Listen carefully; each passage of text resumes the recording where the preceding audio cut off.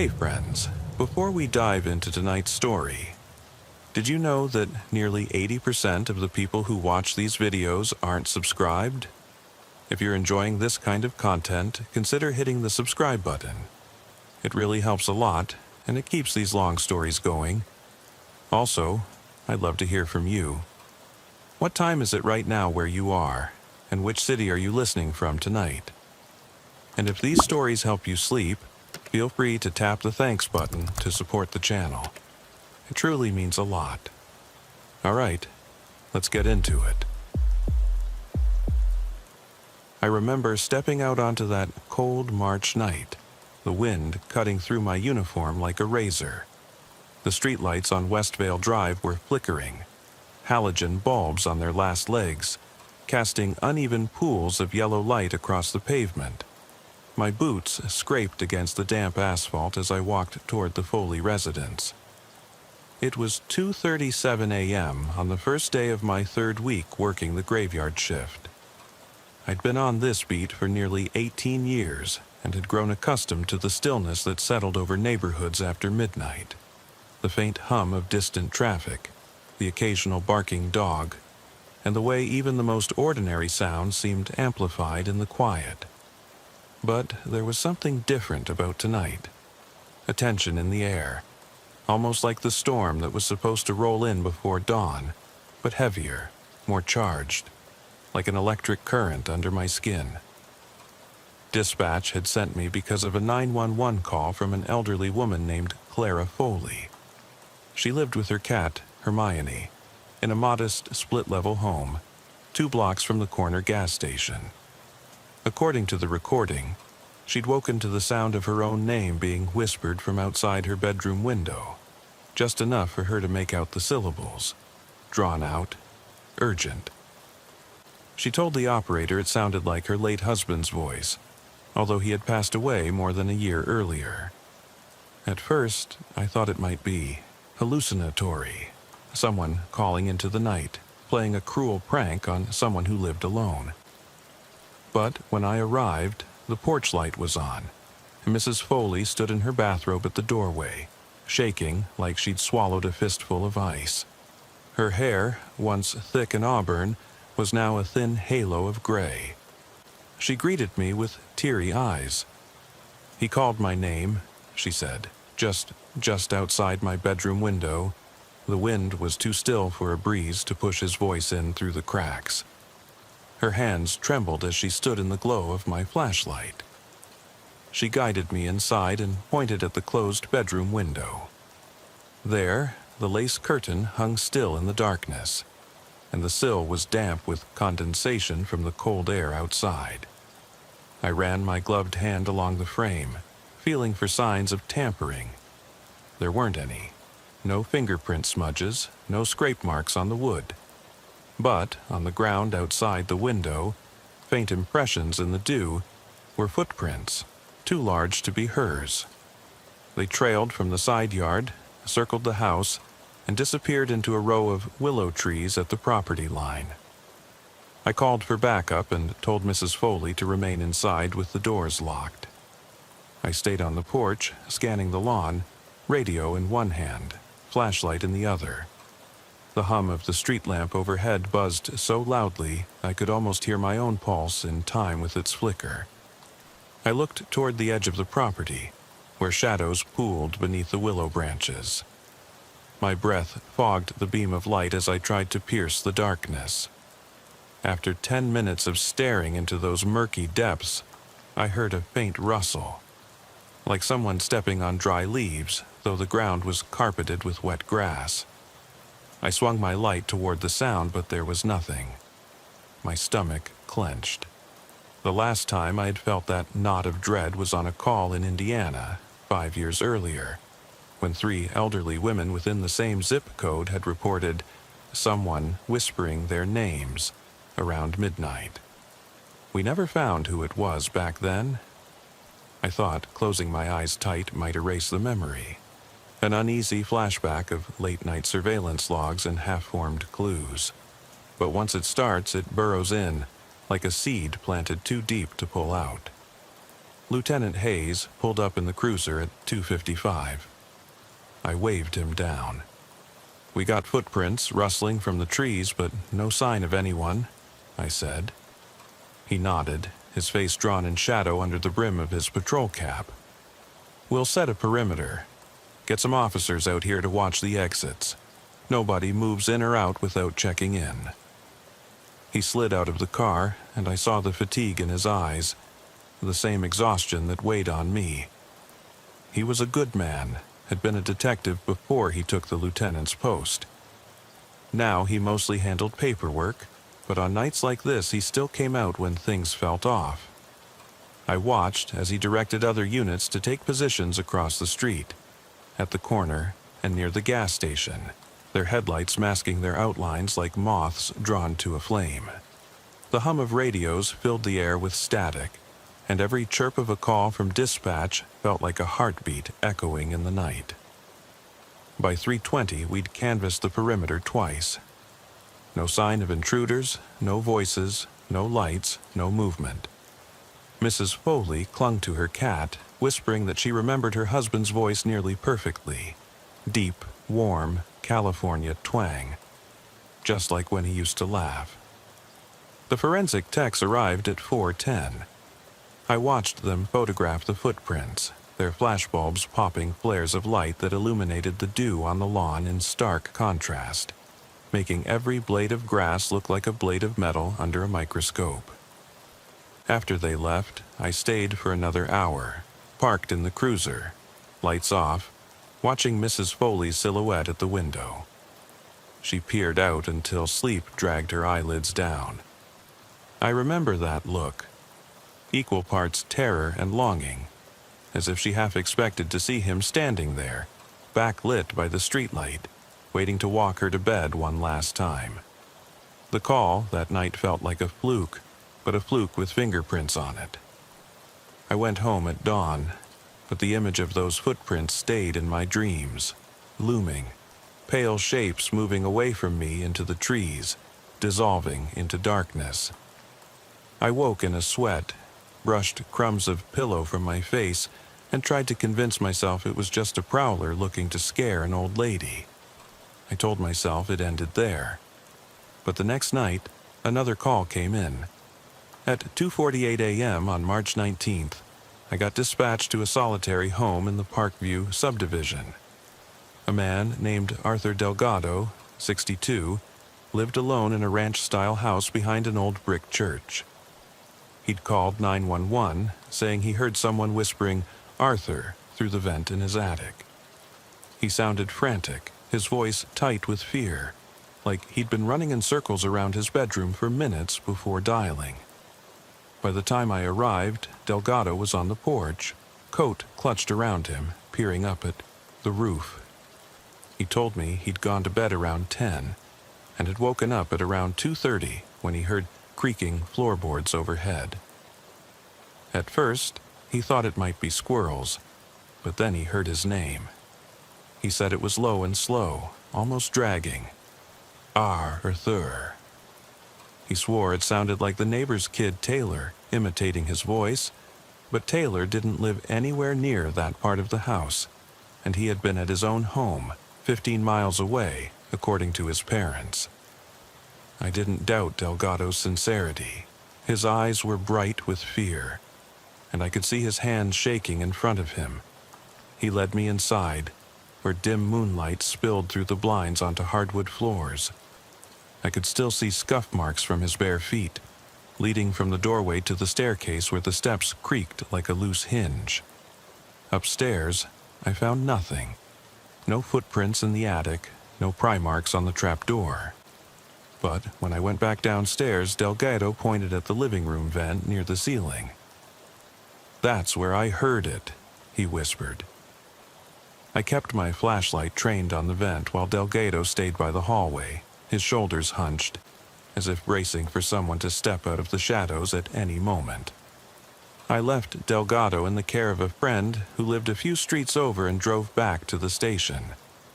That night, I logged the details and thought about the Foley call. 2 incidents in 2 nights, both elderly victims. both followed by footprints that led nowhere. I realized that if there was a pattern, I needed to find it fast. I dug into their records, and both Foley and Delgado had spent time in the hospital 3 months earlier, on the same floor, under the care of a nurse named Marlon Reyes. He had worked at Cedar Creek Medical Center before transferring here last fall. I'd heard nothing out of the ordinary about him. Clean background check, no disciplinary actions, good reviews from supervisors.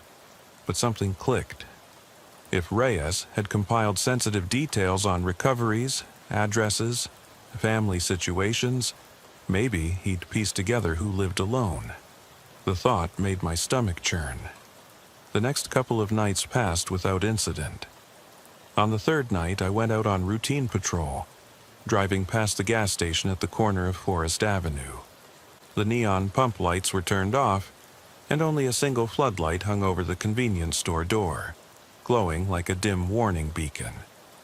My cruiser's headlights glinted off the pavement, highlighting every crack and seam in the asphalt. I took solace in the mundanity of the call. Inventory check at the 24-hour diner, noise complaint at a backyard party on Crestwood Road. Anything to avoid sitting in a dark house awake, replaying the same fears. By 4:30 a.m., I was back at the station, drafting a preliminary memo about Reyes. I requested a no-knock warrant for his apartment on Elm Street. We executed the search on March the 23rd at 5:15 a.m., just as the sky was beginning to lighten. His unit was neat, almost sterile, with oatmeal-colored walls and minimal furnishings. What caught my eye first was the small bulletin board above his desk. It had pictures of his high school friends from 20 years ago, but under those, pinned with red-headed tacks, were index cards with patient names: C. Foley, A. Delgado, M. Carlton, and so on. Next to each name was an address, dates of discharge, notes like lives alone, no family visits, weak gait, medication, OxyContin. I knelt and ran my finger over the cards, feeling my pulse quicken.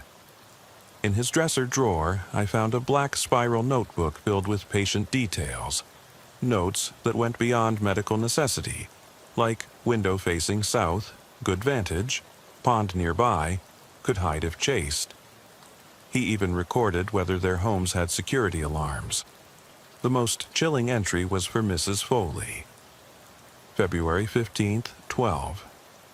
Mrs. Foley, cat, quiet house, veranda, light on 10 p.m.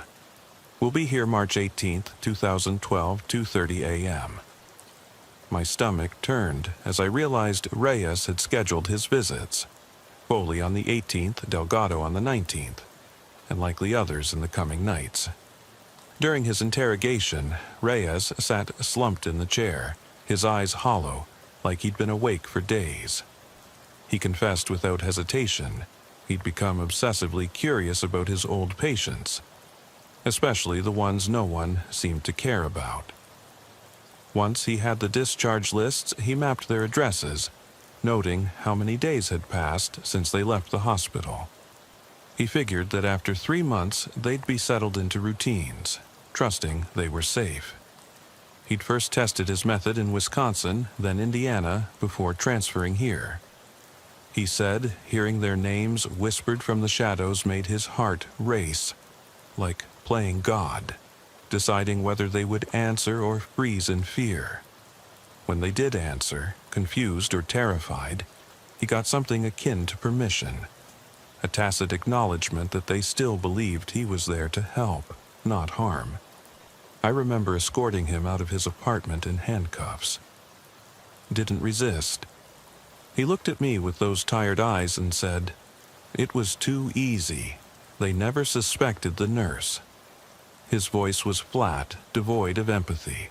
The uniform I'd worn for nearly 2 decades felt heavier that morning, as if it carried every misstep I'd made, every call I'd dismissed too quickly, every off-the-cuff remark about old folks hearing things.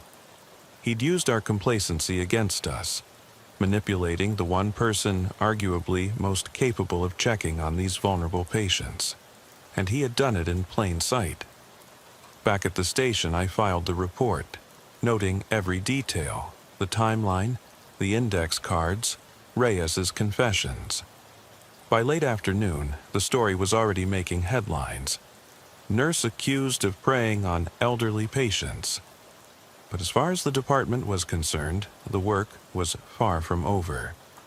We still had to notify families, gather evidence from the homes he'd targeted, and reevaluate every elderly patient discharged from Cedar Creek after September 2011. I spent the next several days coordinating with social services, checking on survivors, making sure caregivers and neighbors were aware. I drove by the Foley and Delgado houses every night, and I would catch myself stopping the car, staring at dark windows, wondering if anyone was out there listening for their name. Over the following week, I discovered that Reyes had planned hits on 3 more households. One was a lonely widower, a retired mechanic who'd been in for a routine hip replacement. Another was a former schoolteacher with early-stage Parkinson's who lived in a ranch home off Meadow Lane. A third was a retired high school principal, 85 years old, known for his involvement in local charities. All were on Reyes's list, with dates penciled next to their names that hadn't arrived yet. We checked those homes and found footprints, shallow depressions in the lawn edging toward windows, but no one was home at the time he'd come calling. All of them had families who visited regularly, thwarting Reyes's attempts. It was a small mercy. I still felt the weight of each call. When the wind howled down Elmwood Drive at 2:30 a.m., I'd lie in bed listening to it, my chest tight, replaying every detail. I heard my own name murmured in that gust, as though the wind itself had joined Reyes's twisted chorus. Sometimes I imagined Reyes standing there in the dark, watching me, as if testing to see if I'd answer, even though I knew better than to open the door for a whisper.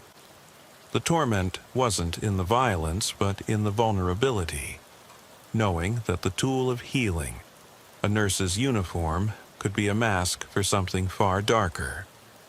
After Reyes was convicted on 5 counts of first-degree murder and 8 counts of attempted murder, I transferred to a different division.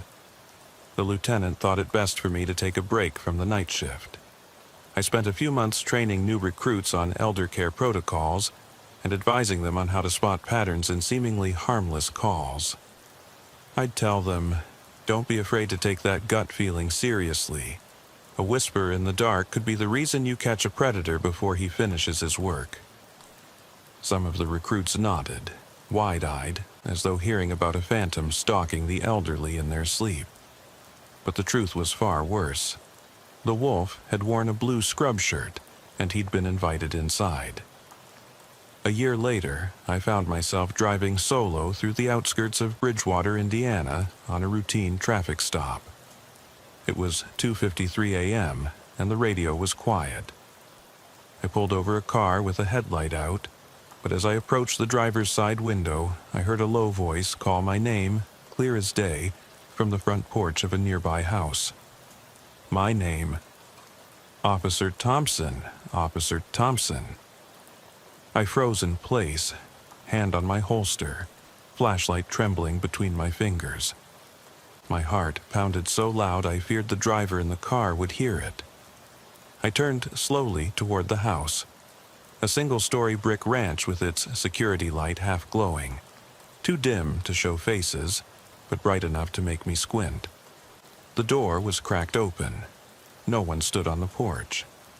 The house was silent, but headlights from my cruiser reflected off the vinyl siding, casting long shadows in the yard. I took an involuntary step backward, fumbling for my radio. Dispatch, this is Unit 24. We need backup. I'm getting a suspicious call. Someone's calling my name. Dispatch replied with the usual stuff. Break on district traffic, but I cut them off. No, I mean someone's doing exactly that. Heard it here at this location. I said, pointing my flashlight at the house. My voice cracked as I spoke, betraying the fear that coiled in my chest. I could feel sweat trickling down my back despite the cold. My mind raced back to those nights in Millhaven. I remembered the breaks in the routine, the way Reyes had once moved through shadows, slipping in because no one expected the enemy to stand in scrubs. Just as quickly, I shook off the memory and focused on the now, the door on that porch. I flicked on my patrol spotlight, bathing the house in harsh white light. Still, no one there. Backup arrived 4 minutes later, with Lieutenant Hayes, just as tired, but still sharp. He and 2 other officers spread out, clearing the yard, checking doors and windows. We found no footprints on the sidewalk, no pry marks on the doors, nothing to suggest someone had entered. When Hayes shined his light into the front window, he saw the coffee table was set with a half-finished cup of black coffee and a dog-eared mystery novel. The living room lamp flickered on and off, as if the house itself were alive, breathing. I watched Hayes knock on the door with his baton. "Police! Open up!" No response. He leaned in.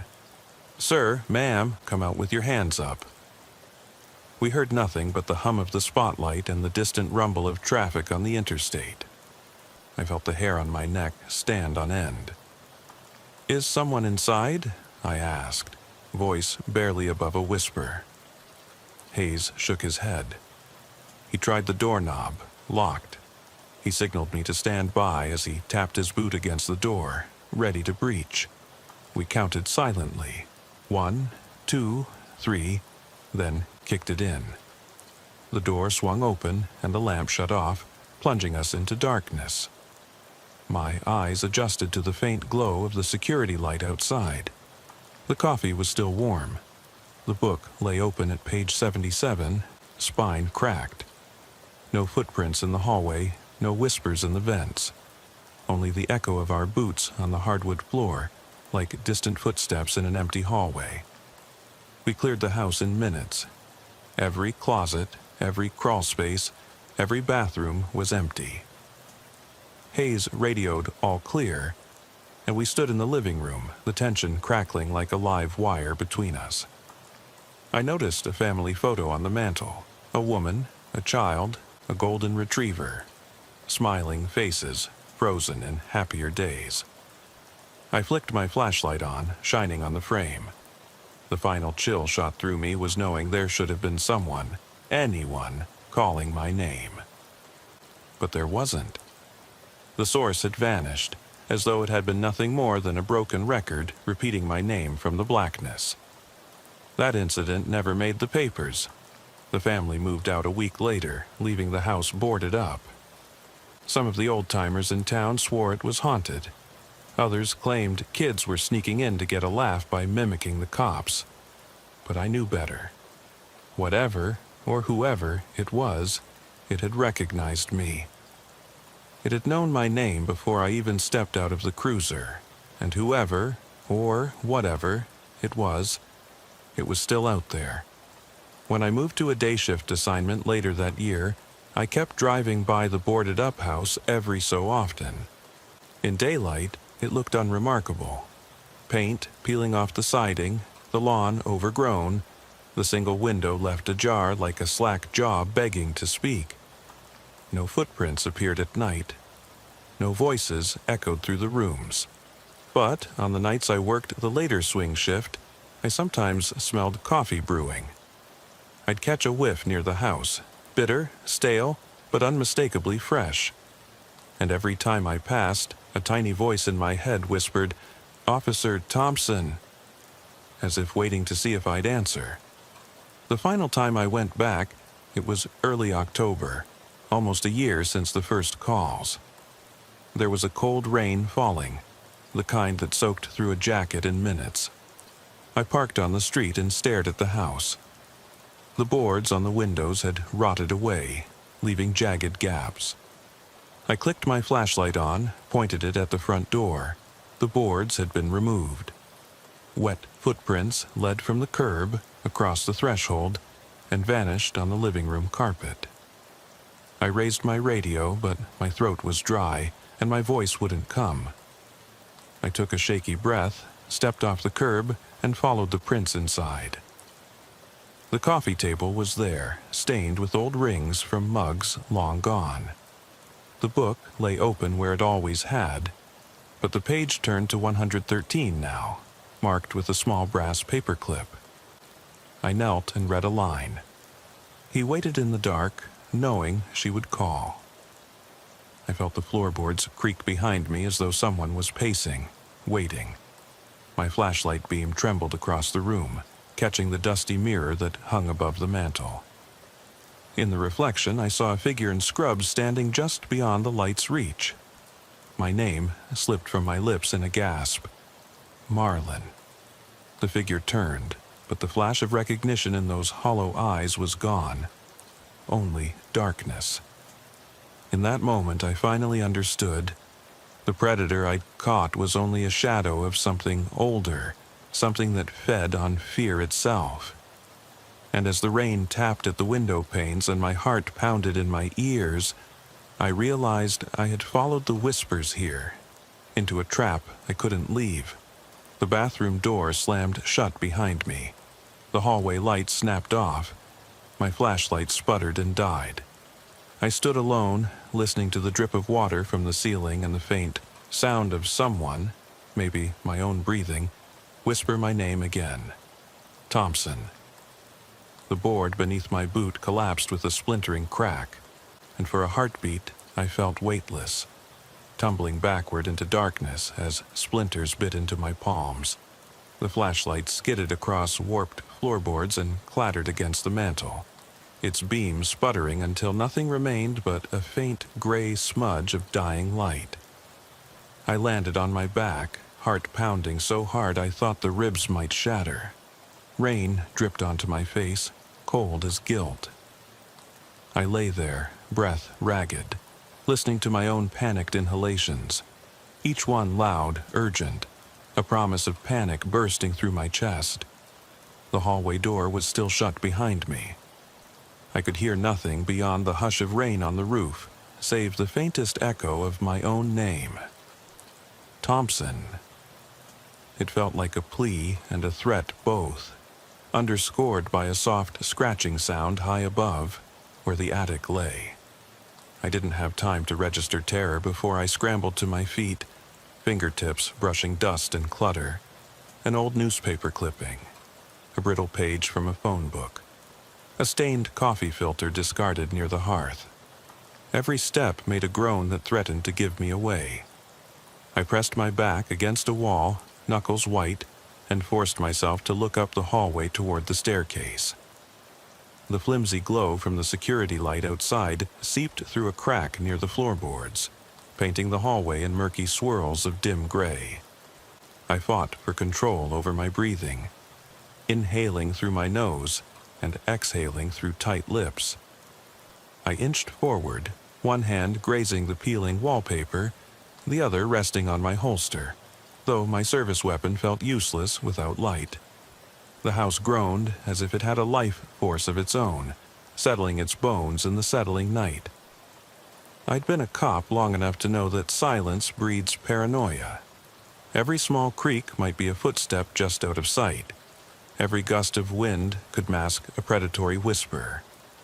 My hair felt coated in goosebumps. I forced my eyes to the floor, searching for footprints, but the plush carpet had swallowed any trace.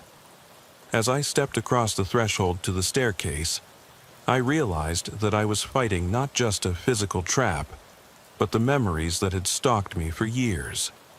Cases I couldn't close, calls I'd dismissed, an echo of helplessness I never wanted to feel again.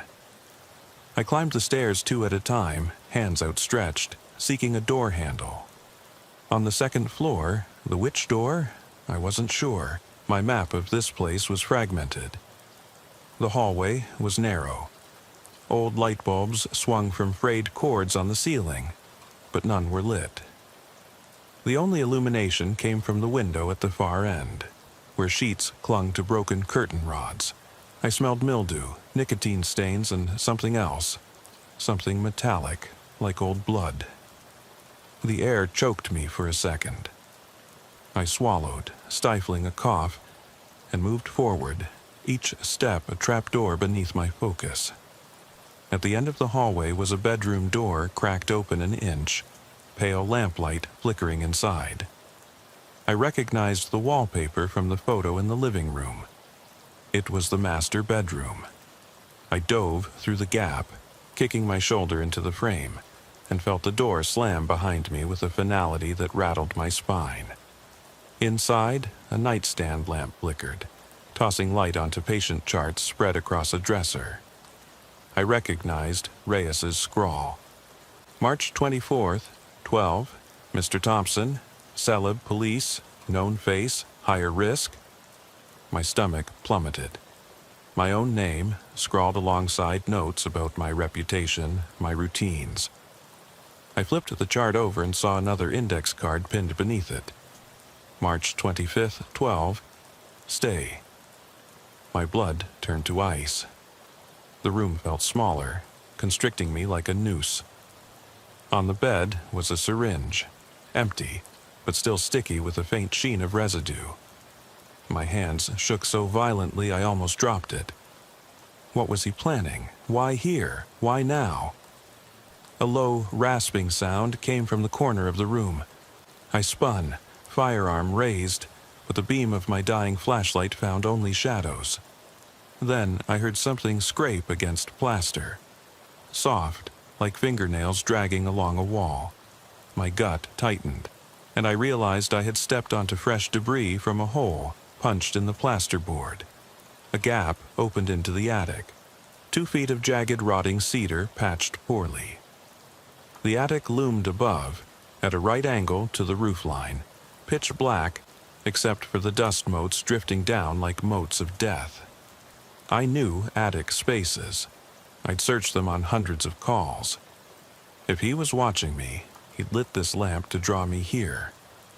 But I couldn't just stand there. I sucked in air, steeled myself, and began to shimmy upward into the attic crawlspace. My left knee crunched on a broken rafter, and I swore silently, pressing further until my chest cleared the opening.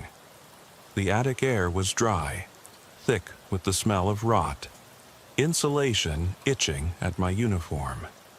The only sound beyond my ragged breathing was the slow creak of the boards as I shifted. I panicked when I saw footprints, narrow, lace-up boots, plastered in sawdust along a narrow beam. They led to the opposite end of the attic, where an old window, boarded from the outside, had a narrow gap letting in a shaft of gray-white light. I knelt and peered through. Rain fell in slanted sheets against a sky as black as a bruise. From this angle, I could see the roof's pitch, the gutter, and beyond that, the ground more than 10 feet below. Then I heard a soft clatter behind me. Tools, maybe, dropping to the floor. I spun, but in the gloom I saw nothing except rows of dusty boxes and rafters reaching back into obscurity. My heart hammered. I realized whichever way I went would lead me deeper into the predator's lair. The only sense of safety lay back below, but the gap there was only the width of my chest. I climbed backward toward it, my gloved hand slipping on old shards of insulation. As soon as my feet touched the edge of the opening, I shoved down. I tumbled and rolled through the bedroom doorway, crashing onto my side with a grunt. I lay there for a second, chest heaving, blood pounding in my ears. Then I returned my grip to the syringe on the nightstand and, with shaking hands, slid off its cap.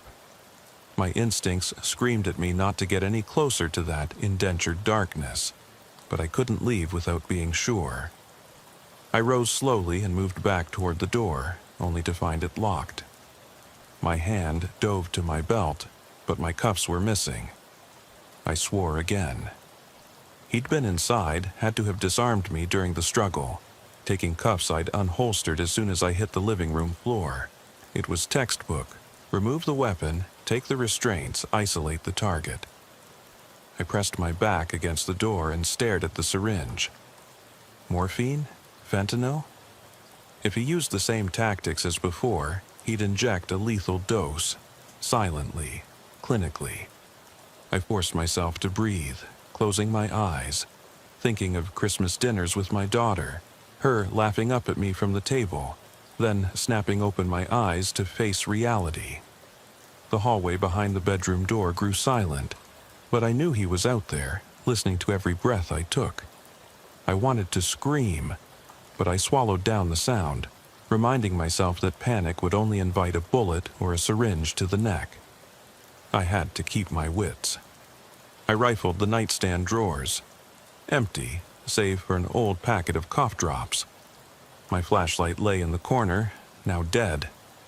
Darkness pressed in, as tangible as water. I would have to navigate by memory if I wanted out. I shoved the syringe into my back pocket and patted the walls, stepping back until my hand found a light switch. Nothing. I cursed under my breath. A trick Martinez taught all rookies. Always check for a fuse box. I yanked open a closet door and found a breaker panel. The switches were labeled bedroom, living room, and something smudged. Attic? I flipped them all down. All at once, the house went dark. Only the rattling storm outside gave sound. I listened, and from somewhere behind me, I heard the faintest sound of leather creaking as a boot pivoted. I drew a steady breath and burst from the closet, tackling the door as if knocking it off its hinges.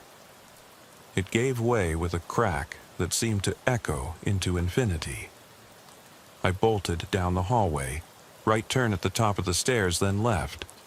I flew down the stairs 2 at a time, colliding with the living room rug and sliding across it. I landed chest first with a thud, teeth rattling. My palms slid across the splintered wood and I rolled to a crouch as adrenaline ignited my senses. The front door was just ahead. I leapt to my feet and yanked it open, rain lashing into my face. I sprinted across the narrow front walkway, boots slipping on wet concrete, past the overgrown shrubs and across the threshold to 5th Street. My radio lay discarded at the driveway's edge. I scooped it up and hit the transmit button. This is Unit 24. Emergency. We're at 4 Elm Street. Suspect in the house. I'm out. I'm clear of the house now, sending all units to secure. Dispatch's voice came through garbled, but I could hear, copy, backup en route. I pressed my back against a patrol car's hood.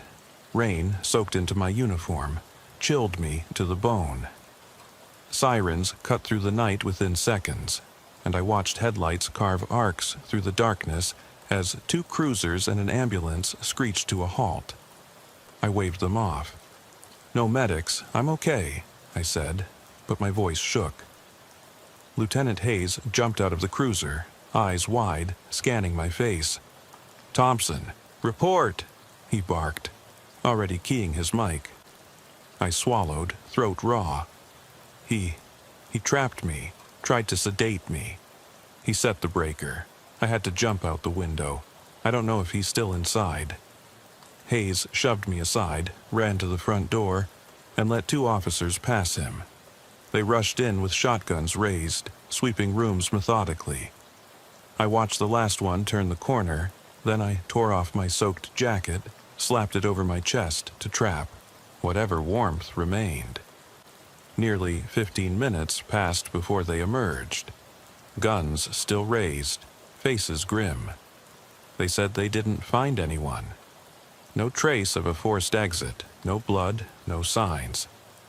The attic trap, he'd slipped out a back window onto an awning above a connecting garage roof, then ducked into an alley before we arrived. I felt cold all over. Hayes led me to his cruiser. "Get out of those wet clothes," he ordered. "Get to the ER, get warmed up." I tried to argue, but I knew I was half frozen and half sapped by shock. I sat in the back seat, dislodged blade of adrenaline still trembling in my bones. As the ambulance cleared, I caught sight of the Foley and Delgado houses in the rearview mirror, dark and silent, as though nothing had happened. The hospital was 2 miles away. I was barely conscious as paramedics peeled off my soaked shirt, replacing it with a damp paper gown. They took vitals, eventually baseline, told me I'd avoided hypothermia. My hands still shook. A nurse wrapped me in blankets and handed me a sacrificial cup of hot coffee. I shot them a tired, grateful nod. They left me in a tiny room with plastic curtains drawn. Hayes entered a few minutes later, stomping in with a cardboard box. In it were Reyes's scrubs, his files, patient charts, evidence the techs had collected. He dumped them onto a nearby bed. "Look through these," he said, voice low. "See if you can find patterns. Anything that pins him here." I sat up straighter, heart thrumming against my ribs. I leafed through pages. Each chart, names scribbled, dates, handwritten arrows connecting discharges to planned visits. He'd been tracking me long before I'd stepped foot in his apartment. My uniform number, my beat schedule, personal notes, solitary, no backup if alone. Rage and relief mixed in my chest.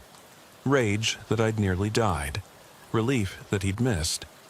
Hayes watched me sort papers into piles.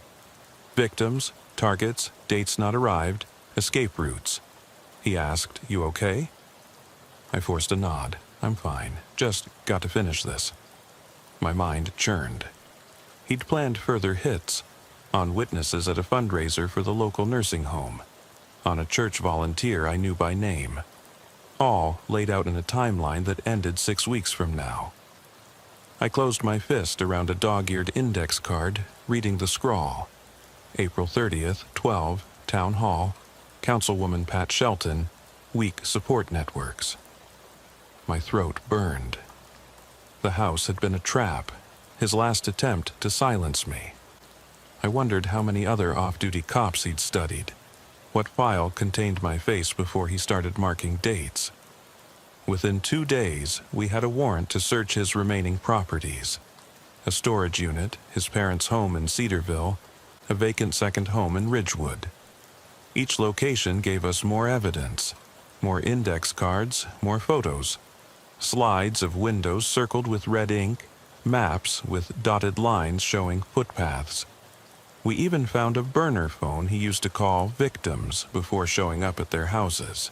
Deep-faked voice recordings of loved ones saying, "You know who it is, let me in." Every time I listened to those recordings, fury and a new kind of dread churned inside me. I felt as though I were chasing a phantom through an endless alley, hearing my own name wrenched from my lips and thrown back at me like a curse. Secretly, I'd started keeping a file of my own. Compiled letters from colleagues, memos, dispatch logs, anything that might show where I'd been, when. I set traps of my own. Lone nighttime ride-alongs with a training officer. Random reroutes from my usual patrol path. At home, I installed a new set of deadbolts and a ring of motion sensors around my porch. Every creak on the floor felt like an assault on my nerves.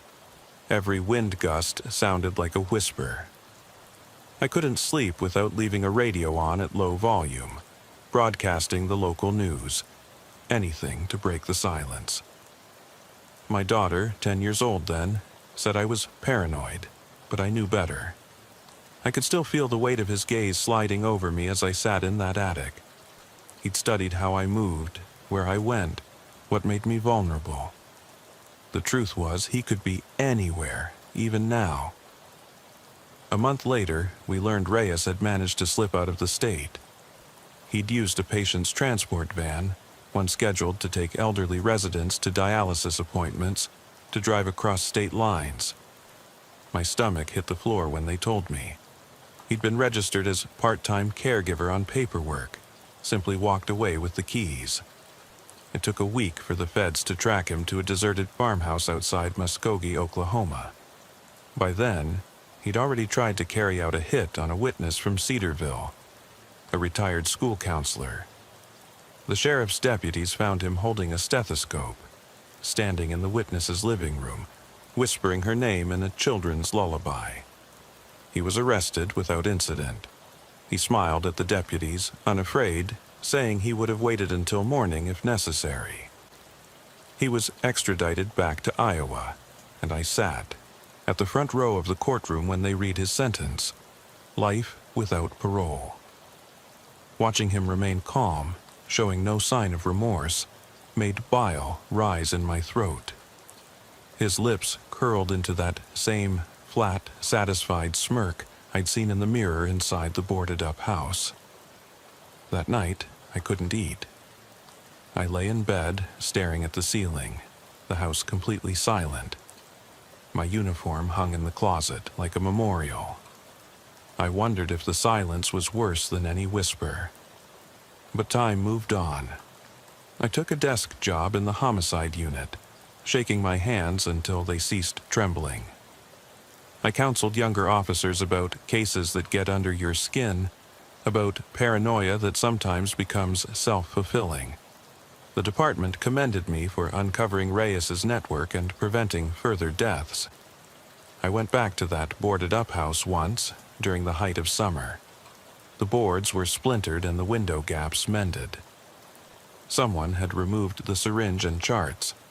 I assumed during the cleanup. I pressed my hand against the rotted wood paneling on the front door. My fingertips traced a name scratched into the wood. Thompson. Underneath, scratched deeper. I'm still here. Rain began to fall. A sudden summer storm. I stepped back and kept walking.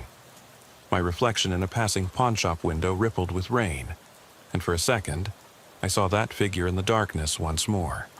Eyes hollow, watching. I shook my head, blinked, and he was gone.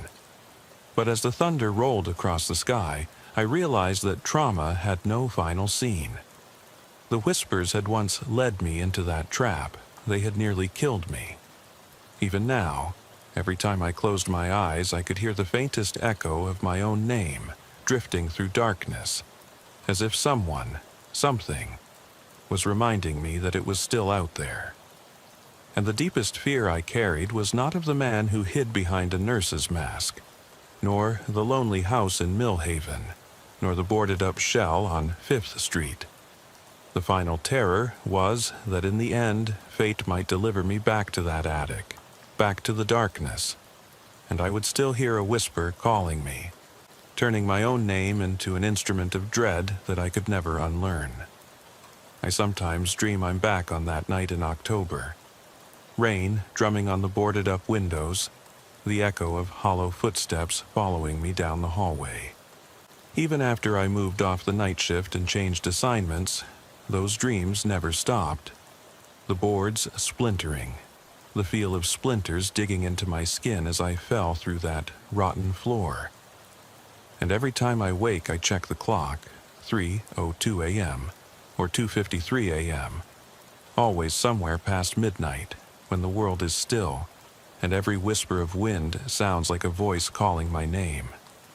It's been almost 2 years now, and I still find myself glancing over my shoulder on quiet streets, hyper-aware of any sound that could be a footstep.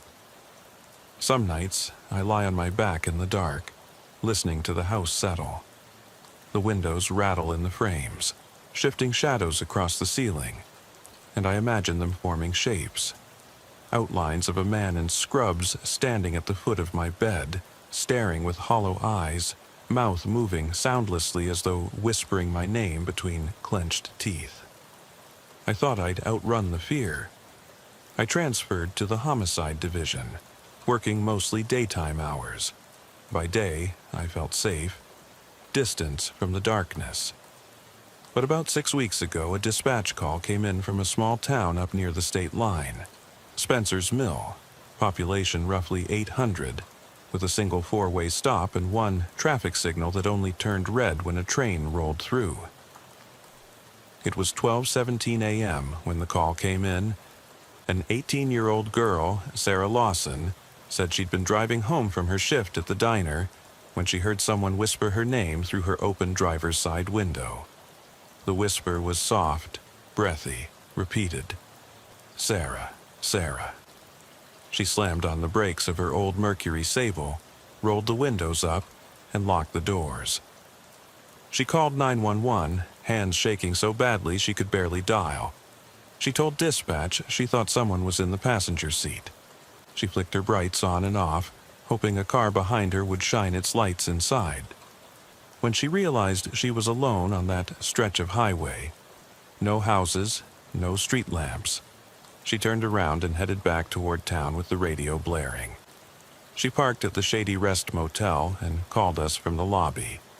The dispatcher sent me and Officer Garcia, and by the time we arrived, Sarah was pale and shaking, wearing her diner uniform and clutching a small purse as if it were a lifeline.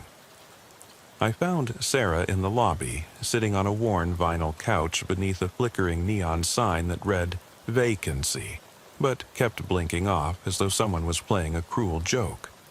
She told me the voice sounded exactly like her mother's, a warm Midwestern drawl 2 octaves lower, the lullaby cadence of bedtime stories.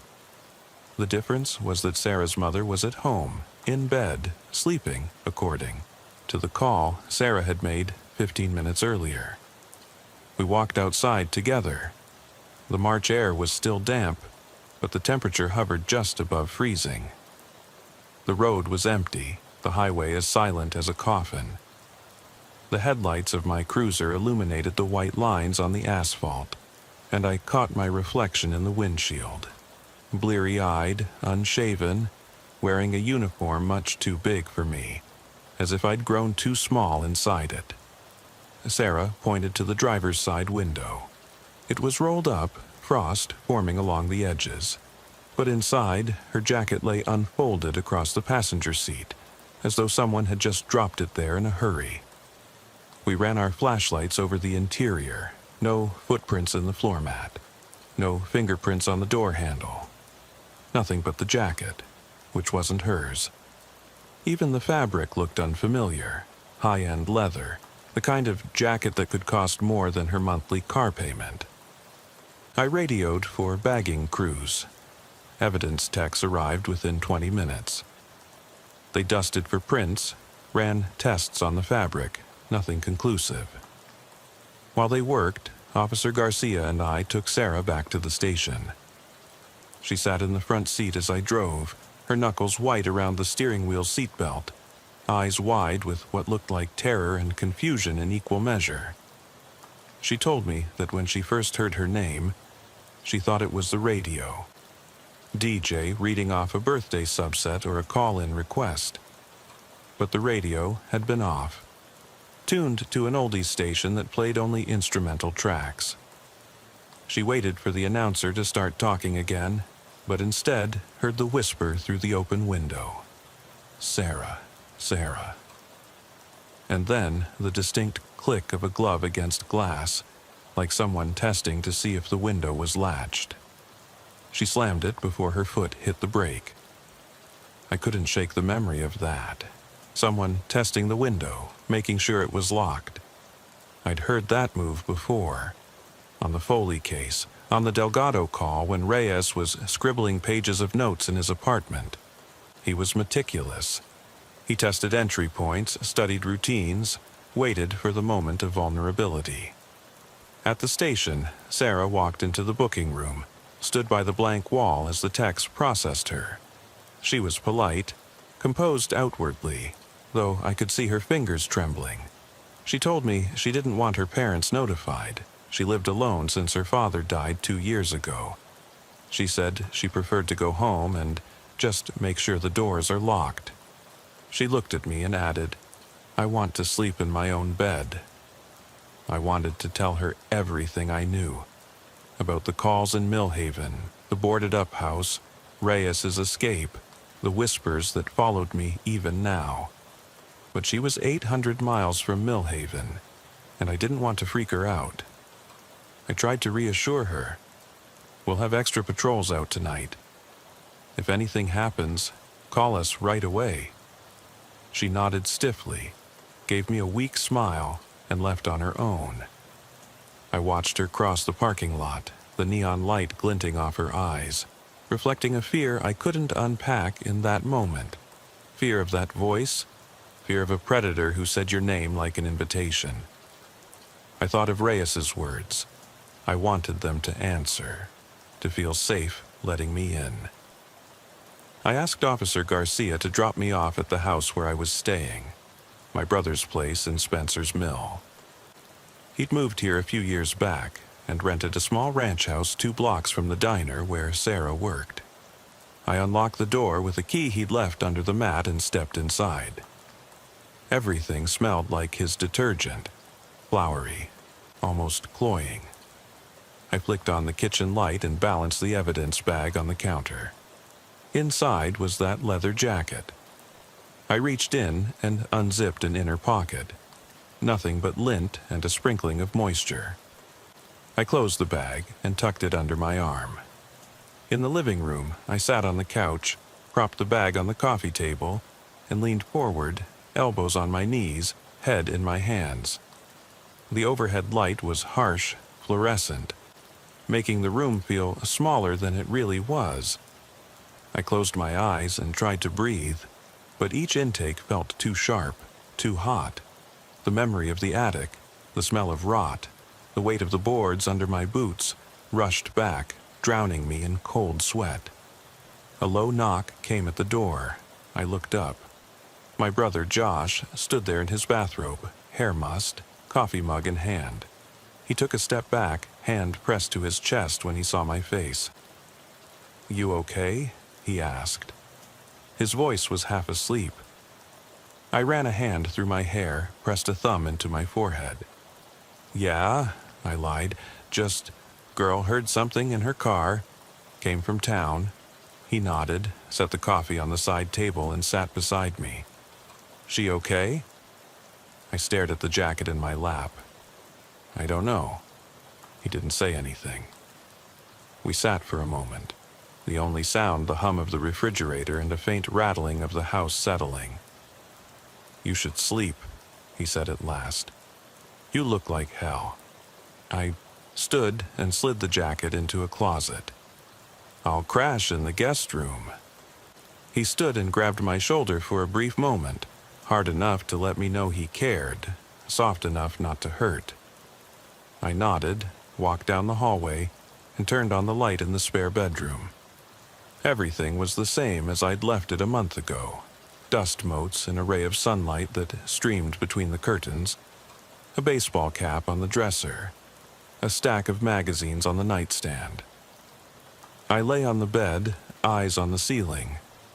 I tried counting backwards from 100, but my mind wouldn't settle. I pictured Sarah stranded on that highway, alone in the dark, hearing that voice. And I pictured myself there, my own name hissed through the night, helpless to save her. 4 hours later, I jolted awake to the sound of wind rattling the screen door, banging it against the frame. I strained to hear footsteps on the porch or someone whisper my name, but the wind was the only sound. I sat up, heart pounding, and listened to my phone buzzing on the nightstand. It was 6:34 a.m., a text from the station. "Officer Ingram to speak with you. ASAP." I slid out of bed, wrapped a blanket around me, and grabbed my phone. There was no voicemail, but he'd left a callback number. I dialed it, voice tight. "Ingram?" "Sergeant Ingram," he replied, voice weary. "Listen, I don't know how to tell you this, but Sarah was found this morning." My heart sank. My stomach knotted. "Found where?" "At the edge of Silver Creek. She'd driven her car down the side of a ravine. It looked like she lost control. Maybe fell asleep at the wheel. Her body was in the water." He paused, and I heard muffled voices in the background. I exhaled raggedly, vision blurring. "Was she alive?" "She died on impact. No signs of struggle. They think she turned too fast heading into that turn." My vision tunneled. "Did she say anything else before?" He cut me off. "No, she called again last night. Said she thought she heard her name coming from the back seat. She waited for you to get there before she left. She didn't want to drive until the patrol arrived. He exhaled. I'm sorry. The line went dead. I sank to the floor, leaning against the foot of the bed, blanket pooling around me. I replayed her words. I thought I heard my mother's voice. If she believed it was a prank or something fixable, she wouldn't have panicked. But then, hearing your own name called in a voice you trust can be worse than any physical danger. She thought she could hold out until help arrived. Until I arrived.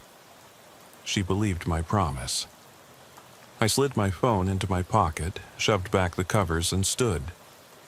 I grabbed my shoes and badge from the dresser, pulled on socks and boots, and left the house without a word to my brother. When I reached my cruiser, the sun was rising, a pale orange light washing over the town. The highway to the diner was empty, save for one truck's headlights drifting east. I climbed in, tightened the seatbelt, and headed toward Silver Creek Road. The creek was low after weeks without rain. I found her car at the bottom of a shallow ravine, crumpled against the bank, windows shattered. Her purse was on the passenger seat untouched. I walked the perimeter, no footprints, no tire skid marks on the road. It was too early, frost still dotted the highway lines. Yet her car had somehow turned, gone off the edge, as if steered by something else. The ravine was no more than 20 feet deep. If Sarah had fallen asleep, she might have drifted off, but witnesses said she was alert and drove carefully. She didn't make that turn at speed. I climbed down, kicked at the muddy ground for prints. My flashlight revealed a single set. A pair of lace-up boots, matching the ones I saw in Reyes's attic. They pressed into the damp soil, leading away from the car and across the creek, toward a stand of pine trees. The prints disappeared near a fallen log where slim, dark sticks lay broken. Branches snapped from the weight of a hurried step. I knew in that moment that Sarah hadn't fallen asleep. She'd chased the whisper, drawn by the sound of her name, thinking she could confront it, keep it at bay long enough to prove it was nothing. But she was too slow. I called for backup and held the evidence tape at the edge while the crime scene techs combed the wreckage. I watched them bag Sarah's locket, now cracked in two by impact. Crouching, I searched the mud near the creek's edge and found a page torn from her high school graduation program. Her name printed in bold beside her picture. It lay trampled, soaked, half lost in the mud. I tucked it in an evidence bag and stared at the pine trees on the far bank, watching that rust-brown line of shadow, imagining someone standing there just beyond my sight, mouth moving soundlessly. As the helicopter arrived to pick up the body, its blades stirring the air, I climbed back to the road and sat in my cruiser, chest heaving. The morning chill cut through my uniform. I flipped on the defroster, leaned my forehead against the steering wheel, and closed my eyes. I heard Sarah's voice, soft, calling my name. Thompson, Thompson. I left her car there, roadside. Evidence markers surrounding it like tombstones. I drove back to the station without turning on the radio, feeling each heartbeat as though it echoed through my skull. When I got inside, the bullpen was quiet. Most of the officers were still on their shifts. Sergeant Ingram met me at the door, face drawn, eyes bloodshot. He put a hand on my shoulder. "How are you holding up?" he asked. I looked at him, hands clenched at my sides. "Not good," I said. "Not good at all." He nodded and guided me to his office. I sat in a chair across from his desk and watched him close the door. He cleared his throat. "This is beyond anything we've seen before. I don't know if this was Reyes," he said. I shook my head. "It wasn't him. He's locked up." He folded his hands on the desk. "We think someone else may be doing the same thing, or maybe it's a copycat." Either way, it looks like they know exactly what Reyes did, have the same methods. My hands shook. A copycat? My voice cracked. Who would do this? He shrugged. Someone who's been following the case. Maybe someone who worked with Reyes or learned of his pattern. Or worse, it could be a network. People who share details on the internet, passing files back and forth. The words sounded like a curse. So this whispering, the calls in the night, someone's riffing on it, collecting names, practicing until they can do it themselves. I leaned back, mind racing. They'll kill more if we don't stop them. Ingram nodded. Agreed. We're sending alerts to other departments across the state, putting out APBs on anyone with similar backgrounds. Former hospital staff, night shift workers, anyone with access to vulnerable data. I pushed out of the chair, bitterness rising in my throat. I thought the nightmare ended when we locked Reyes up. He gave me a hard look. Nightmares don't end. They morph. They shift. They find new faces. I clenched my fists, thinking about my daughter's birthday next week, how I had planned to take her fishing. I wondered if I'd ever feel safe again driving down a lonely highway.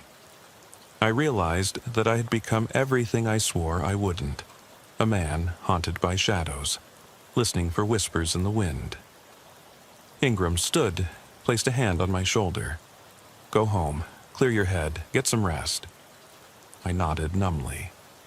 I left the station, carrying my badge in my pocket. I didn't trust the cruiser on that day shift. I walked to my brother's house, the late morning sun mocking me with its brightness. When I arrived, Josh was mowing the lawn. He looked up, wiped his brow with a towel, and grinned. You look like you saw a ghost. I didn't answer.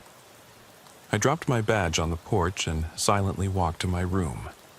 I sat on the bed and stared at the dual monitors my brother used for work, still shut off. He poked his head in. Rough day? I didn't respond. He left the door open, and I pulled the blankets up around my shoulders. I closed my eyes, and for the first time in months, the silence didn't scare me. It was a welcome relief, but as I lay there, half asleep, I heard it, soft as a breath. Thompson. So quiet I thought I imagined it, but then, Thompson. It came from the hallway, from the doorway of my bedroom. I sat bolt upright, chest slamming against my ribs, sweeping my gaze toward the door. The hallway was empty. Light from the living room crept in, showing a carpeted floor with no footprints. I stood, heart hammered, and took a step motioning for whoever was there to step forward. The voice came again, from above, soft, urgent. Thompson. My knees buckled and I sank back onto the bed, gripping the blankets. I pressed my head against the pillow, squeezed my eyes shut, telling myself it was my imagination. Wind rattling the window, or a dream bleeding through. But as I lay there, I realized something I'd known deep down. I could never outrun that voice. It wasn't just a man in scrubs or a pattern of sinister calls.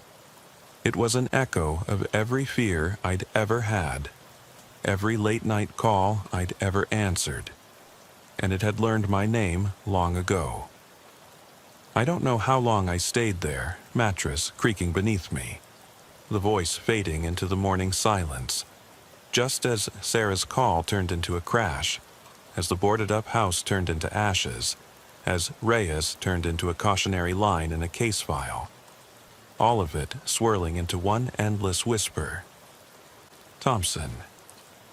I finally climbed out of bed, limbs heavy, and walked into the hallway, expecting to see someone, anything, waiting for me. The hallway was empty. I exhaled, leaned against the wall, sliding down until my back hit the baseboard. I felt the floor shake as my brother paced in the living room, worrying about me. I stood, dusted off my pants, and slipped my badge into my pocket. I grabbed the phone from the nightstand and stared at it, thumb resting over Sarah's number. I thought of her, lying at the bottom of Silver Creek, trusting that I would arrive in time. I realized that no amount of evidence or APBs would stop someone who knew your name, as long as they whispered it in the dark. Without turning on the lights, I walked out of the house into the rising sun. The world seemed too bright, too alive, as if mocking me. I blinked, feeling tears sting my eyes. I climbed into my cruiser and drove back toward the highway, clock ticking midday. Somewhere beyond that bend in the road, someone was waiting, leaning over a passenger seat whispering a name. My name. I gripped the wheel so tightly my knuckles whitened. I drove past the diner, the foliage along the roadside, and out onto an open stretch of highway, knowing there would be no end to the darkness that lived in the spaces between streetlights. No cure for the voice that echoed through my mind, whispering my name when the world was still and no one answered but me. I left the cruiser idling in my brother's driveway, heart still hammering against my ribs like a prisoner thrashing at his cage. Dawn was approaching, pale light seeping through clouds so low they looked as if they might spill rain at any moment. I sat there listening to the radio's low hum, trying to pull myself out of the spiraling thoughts. But every muscle in my body trembled with the memory of my own name whispered in that deadened hallway. The hush of my brother's house, the way that nighttime darkness had felt almost liquid, smothering. I realized I had not slept. I had not found rest in 2 years, and in the past 24 hours, the darkness had found a new victim to lure. Sarah Lawson. I killed the radio and forced myself to climb out of the cruiser. The air was crisp, smelling of wet asphalt, and the faint tang of pine from the line of trees separating my brother's property from open fields. I tugged my uniform coat around me and stepped onto the lawn, the grass wet with dew. Every blade seemed alive, pressing upward against my boots. I felt exposed in the gray morning, vulnerable. The dread from last night's whisper remained, lodged in the pit of my stomach like an uninvited guest. I needed coffee. I needed clarity. But every cafe in Spencer's Mill opened at 7, and it was barely 6. I walked to the front door of my brother's house, paused for a moment and knocked. Within seconds, he answered, rubbing sleep from his eyes. His face registered alarm. My bedroom door wide open despite the early hour. "You okay?" he asked, voice thick with sleep. I forced a nod. My limbs felt heavy. Each movement required effort, as though gravity had increased overnight. "Yeah, just thinking." He gave me a pointed look that said he didn't believe the lie. He offered me a cup of coffee. I accepted without hesitation. The rich aroma filled my nostrils and cut through some of the leftover haze. I felt gratitude for the simple warmth, a sensory anchor holding me to the present. He followed me into the kitchen as I poured the steaming brew into a chipped mug. He leaned against the counter, arms crossed. "We need to talk about last night," he said quietly. I met his eyes, tired but determined. "Lieutenant Ingram called.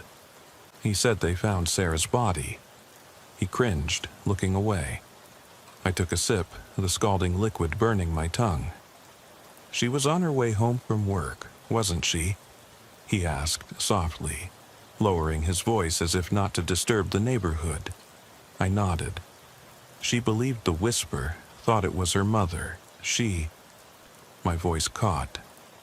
I focused on the counter, tracing water stains with my fingertip. "She tried to hold out until I got there. She called dispatch again, waited for us to respond. But the car veered off. They think she fell asleep, but I know she didn't." He reached out, tapping my arm gently. "You did everything you could." I pulled away and drained the rest of the coffee in a single gulp. The surge of heat did nothing to calm me. If anything, it stoked the ember of rage flickering in my chest. She died waiting for me, I said, voice raw. She thought I'd arrive in time. My brother's gaze shifted to the mug in my hand, now empty. He nodded slowly, hands digging into his own pockets.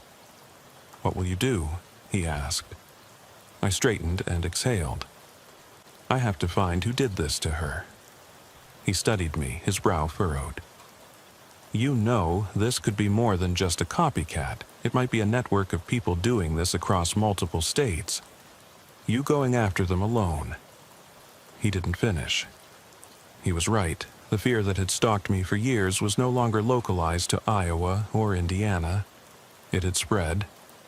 But I couldn't stop, not now. "I'll ask for help. We'll put out statewide bulletins. We'll check hospital records, discharge lists, every patient who fit the profile." He nodded again, resigned. "Just be careful." I spent the next hour drafting emails and radio bulletins. Suspicious calls, victims of whispered names, avoid highways at night if possible. Listing details that resembled Reyes's pattern. I requested cooperation from neighboring jurisdictions. By 8 o'clock, I was heading back to the station, clutching a folder containing lists of recent elderly discharges, Sarah's case file, and sketches of footprints found near her car. I felt a growing sense of dread. Every office light I passed reminded me of the meticulous nurse who had first begun this horror. And I feared the copycat had gone a step further, no longer needs to target only the elderly. Sarah was 19. That meant whoever or whatever was orchestrating this had no mercy, no bounds. At the station, Sergeant Ingram met me at the door. His face bore the wear of too many late nights, his jaw shaded by stubble. "Any leads?" he asked. I handed him a printout. "New footprints found. Looks like a pair of boots matching a size 14. Greater weight distribution, as if heavier on the inside." He flipped the page. "That jacket did tests on it. No prints, no fibers. Looks like it's well treated to avoid detection." I nodded. "So we're looking for someone who's clean, has knowledge of forensics." He rubbed his temples. "Computer scans on hospital staff databases nationwide can be done, but that'll take time." I said nothing. Time was something I no longer had. Ingram thumbed through the list of recent calls. "You want to go out tonight?" My gaze hardened. I have to. If there's someone out there, I'd rather find them before they target someone else. He hesitated, but then nodded. "All right, we'll do it together." I felt a surge of relief. If we worked as a team, maybe I could hold on to my sanity. That evening, we began a covert patrol. 2 cruisers, undercover vests, casual attire so as not to alert whoever might be watching. We joined Officer Garcia on his usual route, a familiar winding road dotted with ranch and split-level homes. The streetlights flickered. The wind carried the distant sound of coyotes. I felt my pulse spike every time the headlights of a passing car illuminated a driveway, every time a gust of wind rattled a window. We listened for a whisper, the smallest sign that someone was calling a name.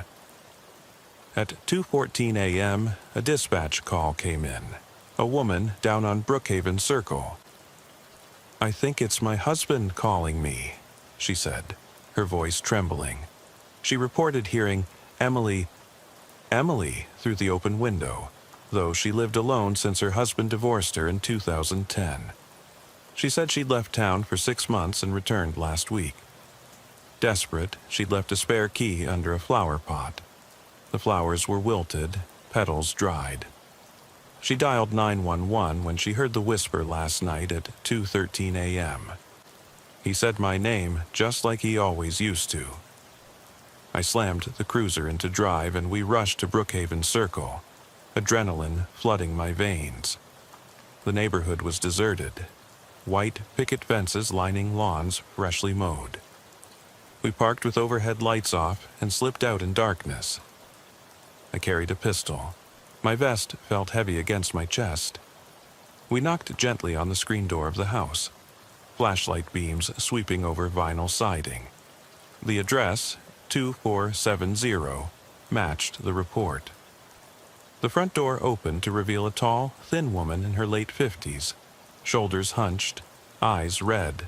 She clutched a ceramic pot, the one with the flowers, and pointed to the entryway. "This was my mother's gift to me," she whispered.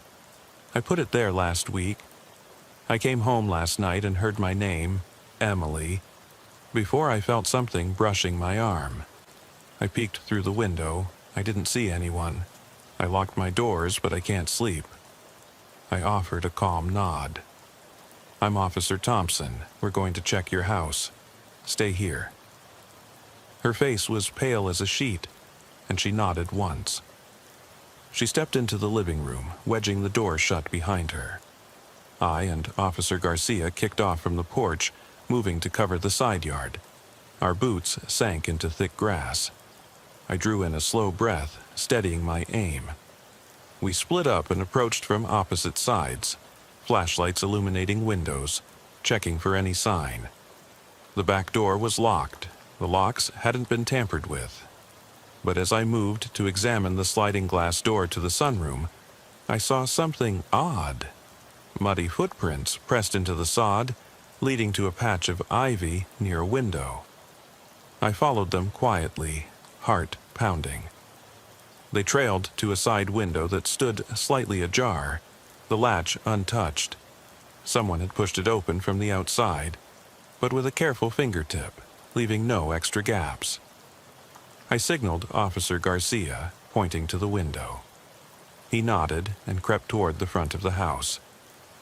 I slipped through the opening with my kneecap bumping softly against the frame, landing on smooth tile. The air inside was cooler, smelling faintly of lavender. Air freshened and intentionally masked. I felt a pang of sadness, knowing Emily had once filled this house with life, and now it was a theater for terror. I whispered into my radio, "I'm in." No signs of movement yet. My flashlight's beam swept the sunroom. White wicker chairs, potted ferns, and an old ottoman pushed against the far wall. My boots sunk into a thin layer of soil dumped from a planter disturbed, pottery shards glinting under the beam. I moved out of the sunroom cautiously, stepping into the hallway. It was a narrow corridor, cream-colored walls, family photos hung at a slight angle, the frames swaying gently as if nudged by a ghost. I heard a faint sound, the scrape of fabric against floor. I aimed my light toward the end of the hall, where it terminated in a doorway to the master bedroom. The carpet there was flattened in a kidney-shaped pattern, as though someone had knelt or sat. My breath caught. I stepped forward. The closet door stood open slightly, its doors stained and warped. I nudged it with my toe and shone my flashlight inside. A man's leather jacket, the same style as the one found in Sarah's car, hung from a plastic hanger. Beneath it lay a pair of muddy boots, size 14. My throat constricted. I backed out and reached for my radio. "Sergeant, I found a jacket in the closet. Boots, size 14, muddy, looks like the same pattern." The voice crackled back. "Copy that. Units are converging on your location. Proceed with caution." I slipped back into the hallway, keeping the door to the sunroom between me and the closet. The overhead light in the bedroom flickered as though the bulb were dying, casting the walls in a wavering glow. Against the far wall, I saw the bed, tidy, as though Emily had made it that afternoon. But I noticed something on the pillows, an index card, pinned beneath a pillowcase corner, with a date scribbled, April 4th, 2012. E. Smith, alone, 2:14 a.m. My heart sank. The pattern continued. Whoever was targeting these people was moving like a spider across a web, following discharge dates, hospital records, nights when they thought no one would protect them. I swept the flashlight back to the closet. The jacket's brand tag was unmarked. Someone had cut off labels, sewn over seams, left it impossible to trace without chemical analysis. I crouched and snapped a photo with my phone. Leather grain, stitching patterns. I scanned the boots, caked in damp dirt that looked fresh. If I could find where that soil matched, maybe I could trace his steps to a back road or a hideout.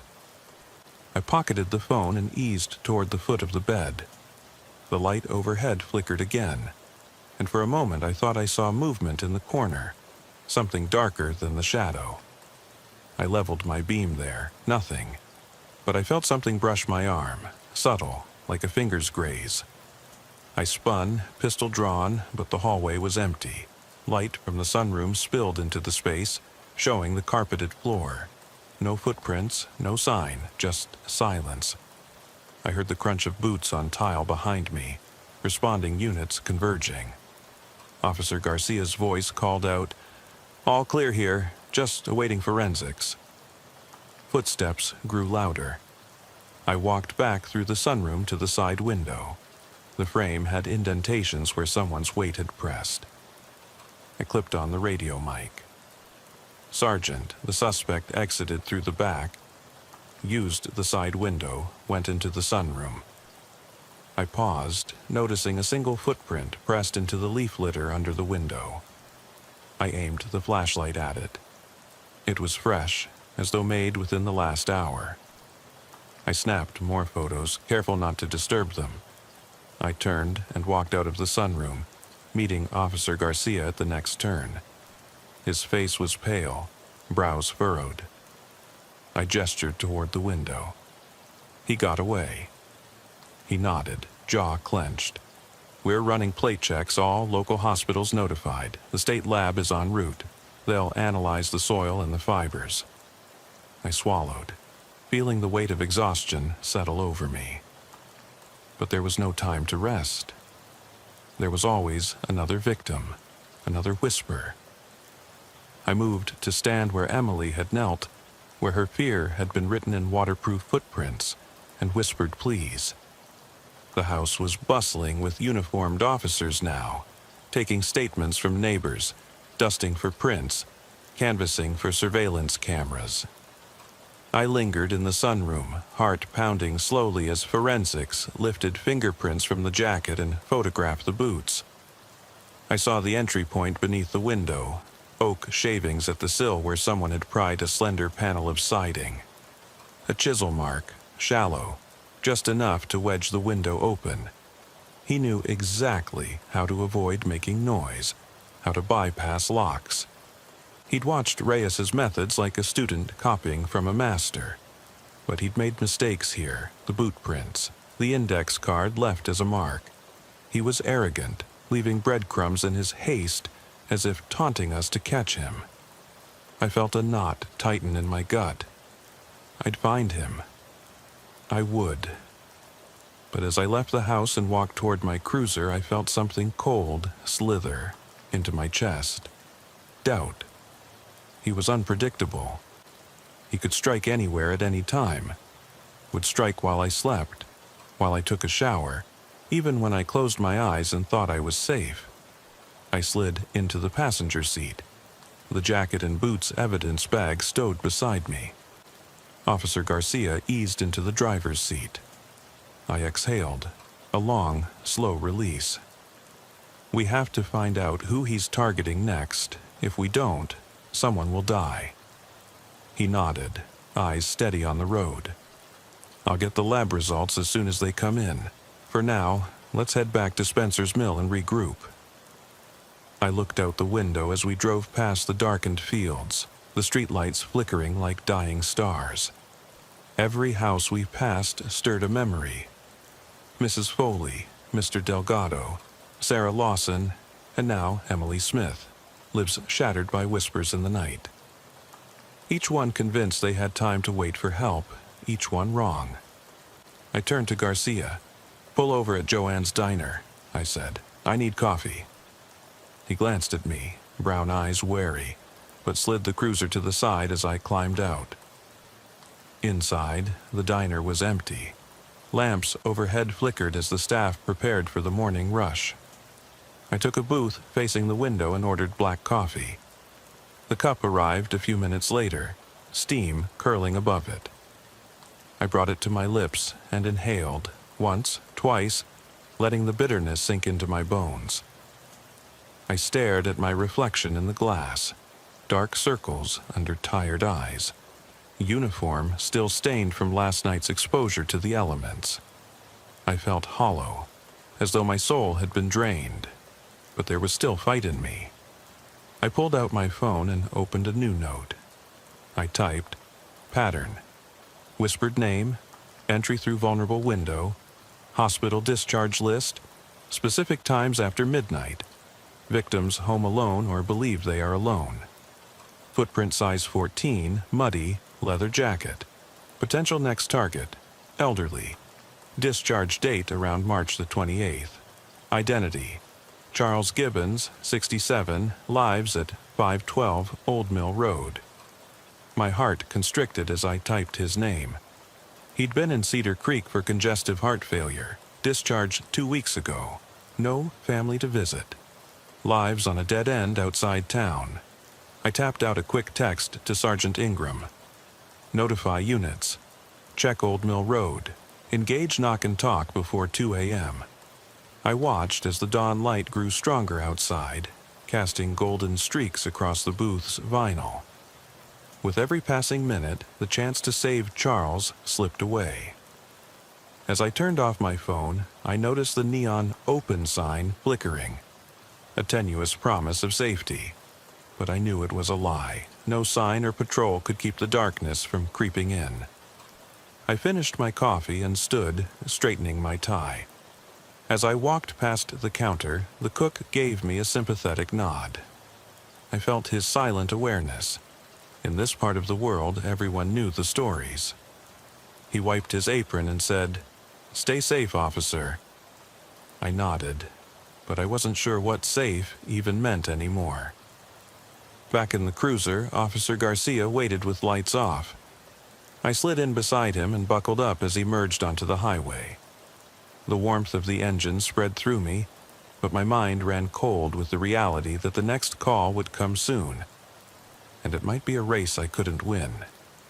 As we drove toward Old Mill Road, the landscape shifted to rolling farmland dotted with homesteads. The silhouettes of barns and silos loomed against a sky streaked pink and orange. It was beautiful in the morning light, a stark contrast to the terror that haunted me. Every house on this stretch was an invitation for terror. Every untended porch light was a beacon for the whispered name. We approached the turnoff for Old Mill Road, an unpaved lane flanked by 2 oak trees whose branches met overhead. The gravel crunched beneath our tires as we rolled toward number 512, an L-shaped house set back 50 yards from the road, with a sagging porch and broken shutters. The front yard was unkempt, tall grass brushing against a rusted mailbox with the number barely legible. A single porch light was on, dim, flickering. I killed the engine as the cruiser coasted to a stop. The moment the engine died, I heard it. A soft rustle of wind through leaves, though no breeze stirred. I looked up. The oak branches shook as though someone had brushed past them, silent. I felt my pulse spike. I handed my radio to Garcia, his grip firm. He tapped his earpiece. "Dispatch, this is Unit 24. We're at 512 Old Mill Road. Request perimeter. Additional units to stage nearby." He paused, then added, "And lights. Lights on at the house, please." Silence answered us. The porch light blinked once, then flickered off. My heart pounded against my chest bone. I exhaled slowly, forcing calm. We slipped out of the cruiser, backs to each other, flashlights drawn. My boots crushed gravel as I approached the porch steps, Garcia covering my back. I examined the bottom step where muddy footprints pressed into the dirt. They were fresh enough that the pattern of heel and sole was crisp. He'd been here tonight. I stepped onto the porch and peered through the dusty windows. The living room was dark, but I saw movement, shadows shifting behind the curtains. I knocked on the door and called out, "Sir, Mr. Gibbons. It's Officer Thompson and Officer Garcia. We received a call. You heard your name tonight?" No answer. The hush pressed in. I wrapped my gloved hand around the doorknob. Cold metal. I tested it. Locked. I pointed my flashlight at the door frame and saw a thin groove where a screwdriver had been forced. He'd pried the door earlier, testing limits. I whispered to Garcia, "Back door, patio, sneak around with me." We moved to the side of the house where a sliding glass door led into the kitchen. The glass was intact, but one of the window latches beneath it was bent. Someone had jiggled it until it clicked. I tugged gently on the handle. It gave way, and we slipped inside, silent as shadows. I stood in the kitchen, breathing quietly, listening for any sign of life. The house smelled of stale air, like it hadn't been opened in days. The tile floor was cold beneath my boots. I scanned the counters. A mug with leftover coffee, half filled, and a stack of mail on the table, mostly medical bills. I heard a soft creak, floorboards shifting under weight. My flashlight beam caught the edge of a recliner in the living room, pulled back slightly as though someone had just stood up. I moved toward it, senses on high. My hand touched a side table. A picture frame tilted. Inside was a photo of Mr. Gibbons with his late wife.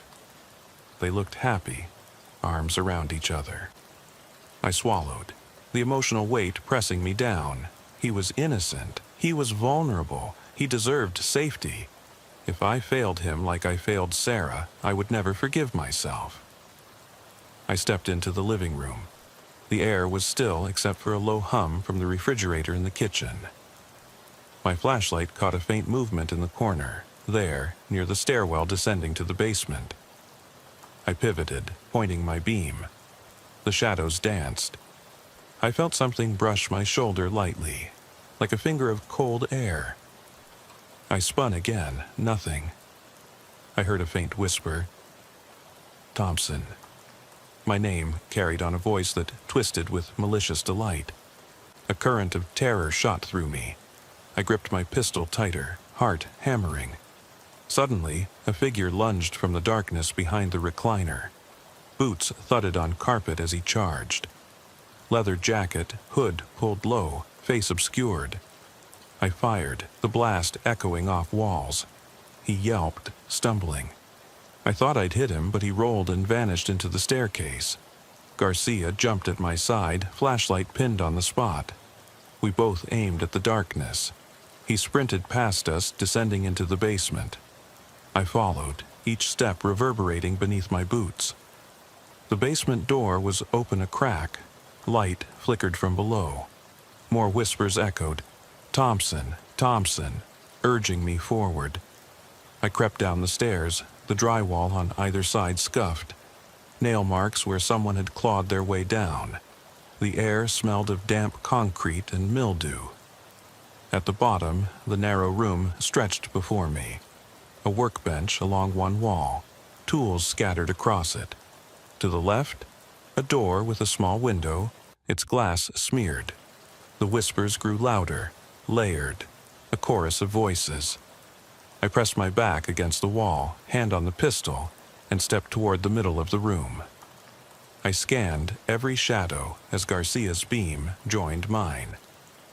The metal door at the far end of the basement was ajar. Soft light spilled through the gap, yellow like a bare bulb. I edged closer. My heart thudded so loudly it felt like the building would collapse. In my peripheral vision, I saw a shadow move across the wall, slither almost. I took a deep breath and pushed the door open. Inside was a small utility closet, shelves lined with empty paint cans and cleaning supplies. But on the floor was something unexpected, an old Polaroid camera resting beside a yellowing index card. I knelt to pick up the card. It read, April 5th, 12, C. Gibbons, found so soon. Good luck, officer. Below the writing was a photo. Mr. Gibbons's face, pale and lifeless, lying on stone near the creek bed. Freshly printed, edges blunt. My stomach clenched. He was dead. I stared at the photo as I sank to my knees, the weight of failure crushing me. The whispers swirled, surrounding me, a tangled chorus of voices from the past. Sarah, Emily, Clara, each name laced with terror and betrayal.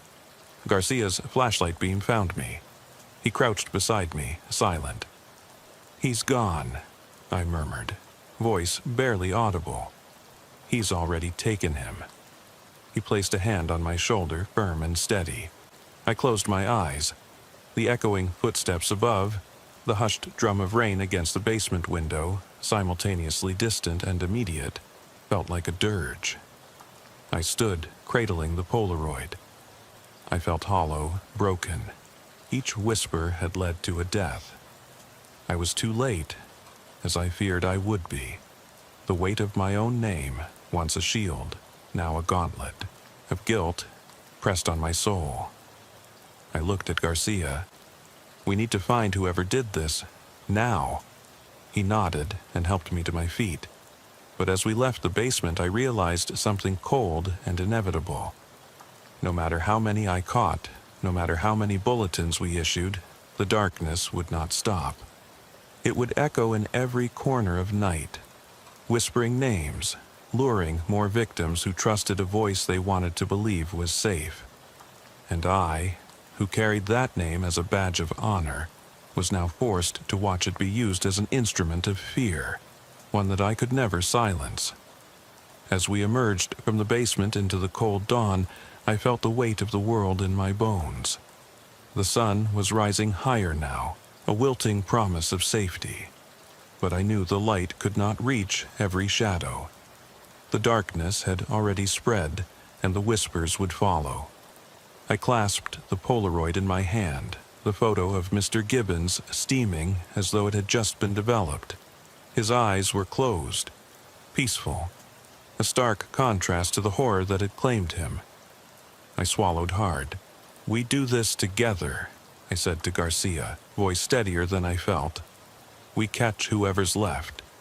He met my gaze, eyes unwavering. We will. But as the wind rattled the front door and rattled the house, I felt that final whisper brush against my ear, soft, intimate, unrelenting. Thompson. And I understood, with a chill that ran from my spine to my skull, that the hunt would never end, as long as the night remained. I sat in the back of the cruiser, the Polaroid pressed into my palm like a jagged shard of glass. The grainy image of Mr. Gibbons at the creek felt impossibly recent, as though the water had only just flashed past his lifeless face. I lifted my gaze to the passing tree line, ghostly in the dim morning light. Somewhere beyond those oaks, he might still be lurking, tracing my footsteps, waiting for the next midnight lull. The odor of damp earth and decomposing leaves drifted through the cracked window as Garcia maneuvered the cruiser down Old Mill Road. Every bump in the gravel under our tires reverberated through my spine, each one a reminder of the silence that had swallowed Charles Gibbons's final scream. I thumbed the Polaroid again, the photo trembling in my grip. My mind replayed the moment we found him. The plastic coldness of that index card, the hollow ring of his name scrawled across it. Good luck, officer, it had said. That twisted punctuation, like a full stop marking the end of someone's life, felt like a challenge I still hadn't met. We pulled off onto Highway 62, heading back to Spencer's Mill in silence. I stared out the passenger window as the sun climbed, the farmland giving way to an old rail line and abandoned silos. Thoughts jumbled. Where would the next whisper come from? An elderly person alone at 2:14 a.m., expecting nothing more sinister than a bad dream, only to feel the hairs on the back of their neck stand at attention as someone murmured their name. I thought of every victim who'd answered just before their world snapped shut. Such a tiny threshold between comfort, trusting a familiar voice, and horror. The flicker of a porch light, the dull patter of rain on a tin roof, a late-night radio station gone silent. Those were the alarms I'd learned to heed. Yet here I was, already feeling the pull of fatigue after barely sleeping for 2 nights, chasing a predator across state lines. How many times could I relive the same nightmare without losing my mind? Officer Garcia cleared his throat. Sergeant Ingram called, wants an update. He's bringing in a sketch artist. We'll have to give our statements again. I closed my eyes, trying to stave off a headache. Tell him I'll head straight to the precinct. I need to sort through the Gibbons files, see if there's anything I missed. He nodded, and the engine's hum filled the space between us. The world outside the window brightened as we neared town. The rusted water tower that read Spencer's Mill in peeling letters. The lone traffic light blinking over the intersection of Main and Elm, the Starbucks with half its sign missing. Each landmark felt like a resting station on a line marked Despair, but I forced my chest to loosen. I would keep going for them. I owed it to Sarah, Emily, Clara, Arthur, and now Charles, names stitched into the thread of my guilt. By mid-morning, we were at the station. Dispatch buzzed with routine calls, traffic accidents, minor vandalism, noise complaints. I passed through the bullpen toward the sergeant's office, catching glimpses of fellow officers' weary faces. They looked at me like I carried a storm cloud in my chest. Ingram met me in the doorway, arms folded, shoulders stooped. He pointed to the file cart near his desk, where stacks of papers were piled almost as high as his desk lamp. We have charts, discharge summaries, hospital rosters, witness statements, everything we've compiled in the last month, he said. The sketch artists, running behind schedule, so take whatever time you need. We'll start canvassing Old Mill Road tonight at dusk. I nodded and stepped inside, closing the door behind me. The room felt small, the air heavy with anticipation. Ingram sank into his chair, bringing his face close to mine. Thompson, are you sure you want to keep doing this? I mean, go after him full force? I pressed my lips together. If I don't, he'll kill someone else. He exhaled. I know. Just take a break when you can. I waved him off, though my vision blurred briefly. I leaned against the file cart, hands grazing the manila folders. I lifted one labeled Gibbons, Charles, Cedar Creek, discharged March 12th, 12, and flipped it open. His chart showed he'd been in for acute congestive heart failure. No family listed. Lived alone on Old Mill Road for nearly 20 years. Notes mentioned he had regular caretaker visits, but no one stayed overnight. Ingram had flagged that as a vulnerability. I skimmed the discharge summary.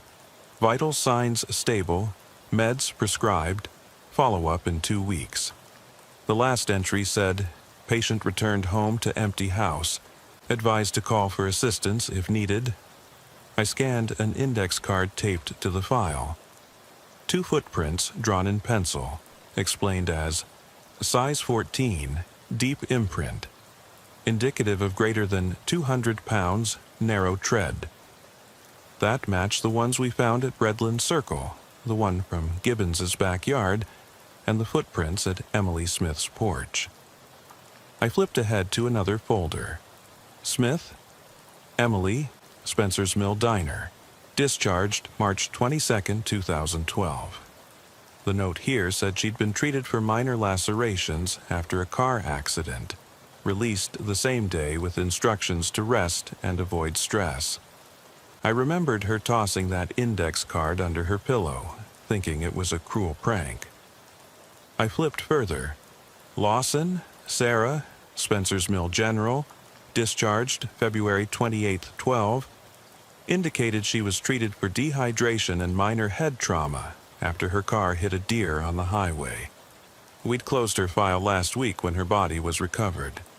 In each case, the pattern emerged: a vulnerable person, discharged from a local hospital, living alone or convinced they were alone, attacked or lured in the early hours following a whispered name. I closed my eyes and tried to breathe. My chest felt 2 sizes too small, constricted by each memory. I willed my hand not to tremble as I closed the Gibbons folder and slid the stack aside. It was time to find his killer's next move. I rose, and Ingram looked up from his desk, his face drawn with concern. I told him, "Load up the ambulance bay, we're going to test a bait and switch. I want a decoy discharge. Someone who fits the pattern, someone with a house off the main road, living alone, and we'll station an undercover stakeout team nearby." Ingram's eyes sharpened. "You think we can bait him into revealing himself?" I nodded. "If he can't resist the call, he'll show up."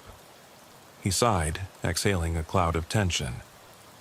"All right, let's do it. But protect them, Thompson. Absolutely no mistakes." We spent the next 2 hours preparing. Ingram and I pored over local hospital logs, identifying one promising candidate, a woman named Margaret Maggie O'Donnell, 69, recently discharged after a minor stroke from Spencer's Mill General. She lived off a dirt road called Linden Hollow, a 3-mile drive from the hospital. No immediate family. Her nearest neighbor was half a mile away. O'Donnell fit every criterion: elderly, recuperating, alone in a secluded house. We called her primary care nurse, explained our plan without details, had to check on welfare, routine follow-up, pretending to be concerned for her health. She agreed to cooperate, trusting the hospital's request. We promised to keep her safe. At 5 p.m., I found Maggie sitting on her front porch swing, sipping iced tea and watching her small garden that survived the winter chill. She wore a light shawl over her shoulders, and her hair was curled neatly, though the tremor in her hands betrayed lingering weakness. I introduced myself as Officer Thompson, told her we wanted to ensure she was okay after her discharge. She winced when she stood, but her voice remained steady. "Thank you for checking on me, officer," she said. "They say I should rest, but it's so hard sitting alone all day." I offered a gentle nod. "I get it," I said. "Listen, if you hear anything unusual, voices, noises, anything, call us immediately. We'll send someone right away." She hugged herself, glancing at the horizon where the sky bled pink. Can you stay for a bit?" she asked, unease flickering in her gaze. I caught Ingram's eye. He was parked across the dusty lane, engine idling. I said, "I'm on duty. I have to go check my cruiser, but I'll be back. Don't worry." Her brow furrowed, but she managed a small smile. "All right, be careful out there." As I walked toward the cruiser, I felt every eye on me. Every neighbor, hidden behind curtains, craning to see what would happen next. I climbed into the passenger seat and Ingram closed the door. He handed me a headset. I clipped it on. "We have units positioned around Linden Hollow. Surveillance cameras are focused on the road. Question: how long do we wait?" He glanced at his watch. "We give it until at least 3 a.m. That's when the pattern tends to be in full swing. Victims are half asleep off guard. If he's coming tonight, that's our window." I tapped the Polaroid into the dash console, lining it up under a light so I could glance at the face without straining. I tried to swallow the lump in my throat. If he shows, I want to sign on quietly. Approach from the north side. There's a stand of pines 20 feet from her bedroom window. He'll likely move quietly through the trees, testing windows. We can cut him off there. Ingram nodded. What if he tries something else? A different entrance? My gaze dropped to my lap. He could, but if we're lucky, his pattern holds. He's predictable, too confident. He scouts the easiest route for entry, the weakest window, the dim porch light, the path of least resistance. I turned the key in the ignition and fired up the engine. The heater hummed to life, a futile attempt to chase away the cold I felt in my bones. I leaned forward, chin resting on my folded hands. I'll head over to her place, park in the driveway. I'll keep my lights off until I see him. Ingram sighed. Just be careful. We don't know if he's armed. I forced a nod. I'll keep my weapon holstered until we confirm it's him. This is a stealth operation. I'll try to get close. We reached Linden Hollow as the sky surrendered to the night. A single street lamp flickered at the end of the lane, its light struggling to paint the gravel in a wan glow. The house sat back from the road, a modest ranch home with stone steps leading to the porch. A faint glow emanated from the living room window. The edges of the lace curtains were frayed, stained by years of sun. I parked truthfully. Nothing about this was honest. Angled across from the driveway so my cruiser would be in plain view to any passerby. I killed the engine and slid the door open, boots crunching against gravel. I clipped my flashlight to my belt and tucked my radio into my vest. Ingram and 2 other officers took positions along the tree line, their silhouettes cut angular shapes against the black horizon. I walked up the steps, the oak boards creaking. Maggie's front door stood ajar, a deliberate invitation. We had asked her to leave the door unlocked, so if there was an emergency, we could enter without force. I stepped inside. The air smelled like chamomile tea and old wood. I found her in the living room, seated in a recliner, blanket draped over her knees. She greeted me with a small nod. "Thank you for coming back, officer," she whispered. "I don't know if I'll sleep tonight." I offered a comforting smile. "Don't worry, I'll stay on the porch to keep watch." I stepped back out, leaving the door slightly open so I could retreat if needed. The wind stirred the chimes on her porch that tinkled like distant bells. I patted my holster, checking the weapon inside. No need to have it out, not yet. My job was observation, deterrence. I settled onto the top step, blinking as my eyes adjusted to the dark. The headlights of the cruiser behind me reflected off the mirrored window as I turned my flashlight low, scanning the perimeter. The stand of pines lay to my right, tall trunks clustered together, branches like skeletal fingers reaching skyward. I could imagine a figure pressing against the boards, listening for Maggie's rhythm, her breathing, her every stir. The night was silent, save for that soft hum of the heater inside her living room and the occasional screech of an owl overhead. I tried to focus on the hush, trusting my instincts. I thought of what Reyes had said. I wanted them to answer, to feel safe opening the door. But here, Maggie's awareness of my presence might be her shield. If he tried to whisper her name, she'd have a chance to call me. Hours crawled by. Midnight came, then 1:30. My vigil felt like a model of eternity, each minute stretching longer than the one before. At 1:37 a.m., I heard a soft crunch of gravel in the driveway. My heart lurched. I focused my flashlight down the lane. A figure, hood pulled low, moved toward the house in slow, deliberate steps, each one calculated. I recognized the narrow build, the length of his stride. He paused just past the stand of pines, as though checking for traps. He wore dark jeans, work boots, size 14. He held something in his hand, although I couldn't see clearly from 50 feet away. I stilled, breathing shallow, and clicked my radio mic. "Sergeant, I have visual on a suspect. He's at the tree line. Movement toward the house. Size 14 boots. Ingram's voice crackled back. Copy that. Hold your position. Do not engage until I give the word. The man stepped out from behind the pines and into the beam of my spotlight. His leather jacket was unmistakable under the faint glow. I could just make out the contours of the Polaroid camera hanging from his belt. His head snapped in my direction, and for a moment I thought he'd seen the light. But then he kept moving, crouching low like a wolf stalking prey. I held the beam steady as he crouched at the base of the oak trunk, a single motion, silent, seamless. He drew a long, thin, tube-like object from his jacket. My mind worked in fractions of a second as I recognized it as a syringe.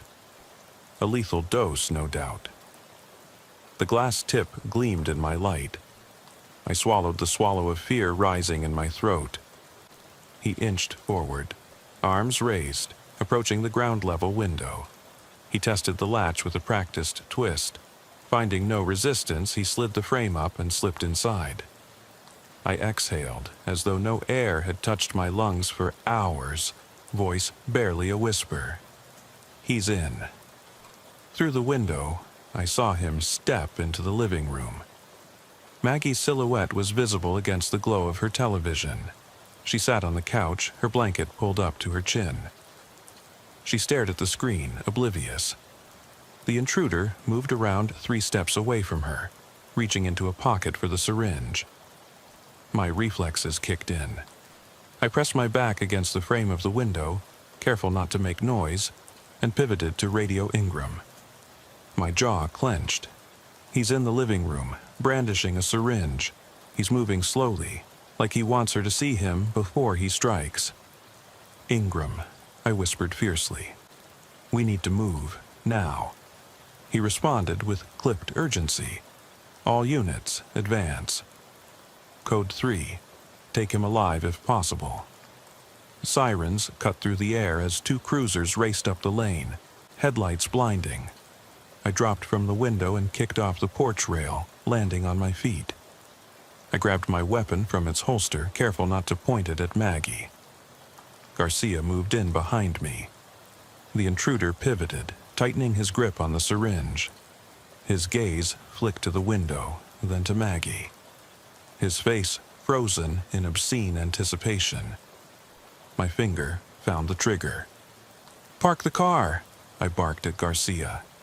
He skidded his cruiser to a stop at the bottom of the steps, lights blazing. 2 officers poured out, weapons drawn. The intruder froze, one arm still raised, syringe glinting. Maggie let out a gasp, realization flickering in her eyes. She pushed back against the couch, desperately trying to scramble away. Her blanket tumbled to the floor. When the intruder finally seemed to register the flashing lights, he bolted toward the hallway. Garcia and I sprinted forward, cutting off the hallway exit. Ingram emerged from behind a pine with 2 more officers fanning out to block the back door.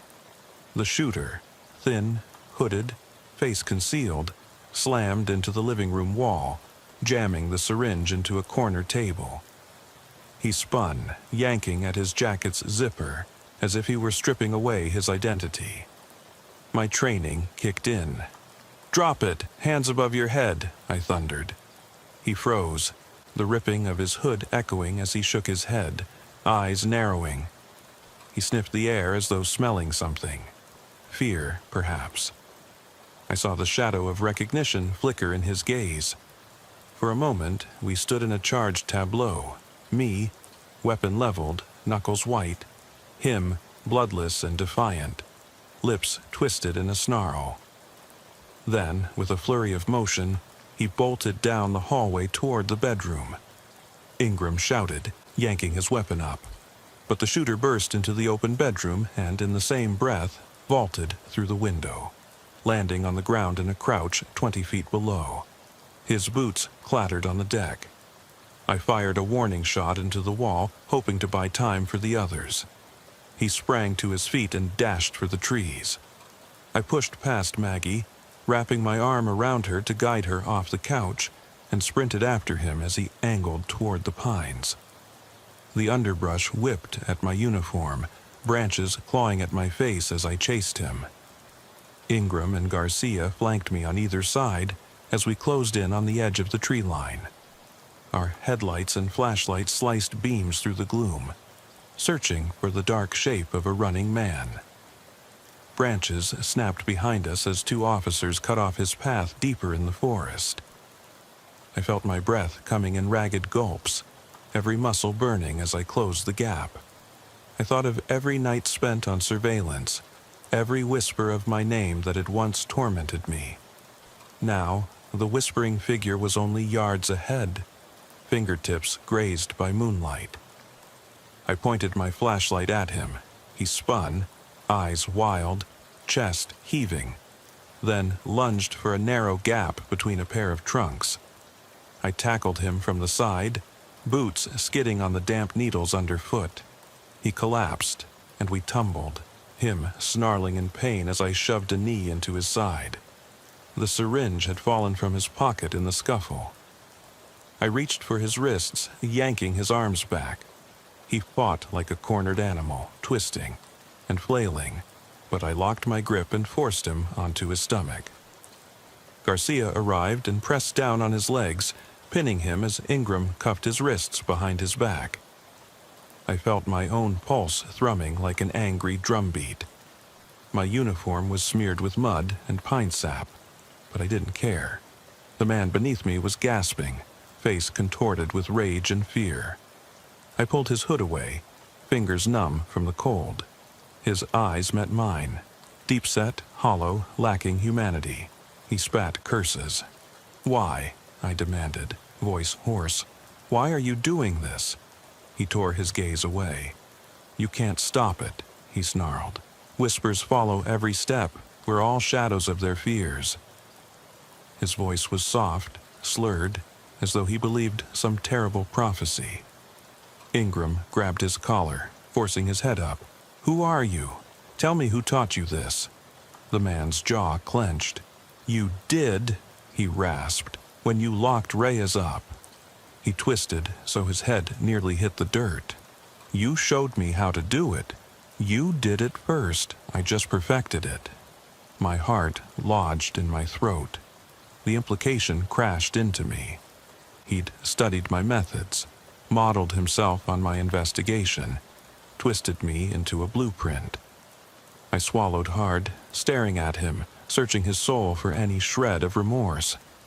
But there was only emptiness.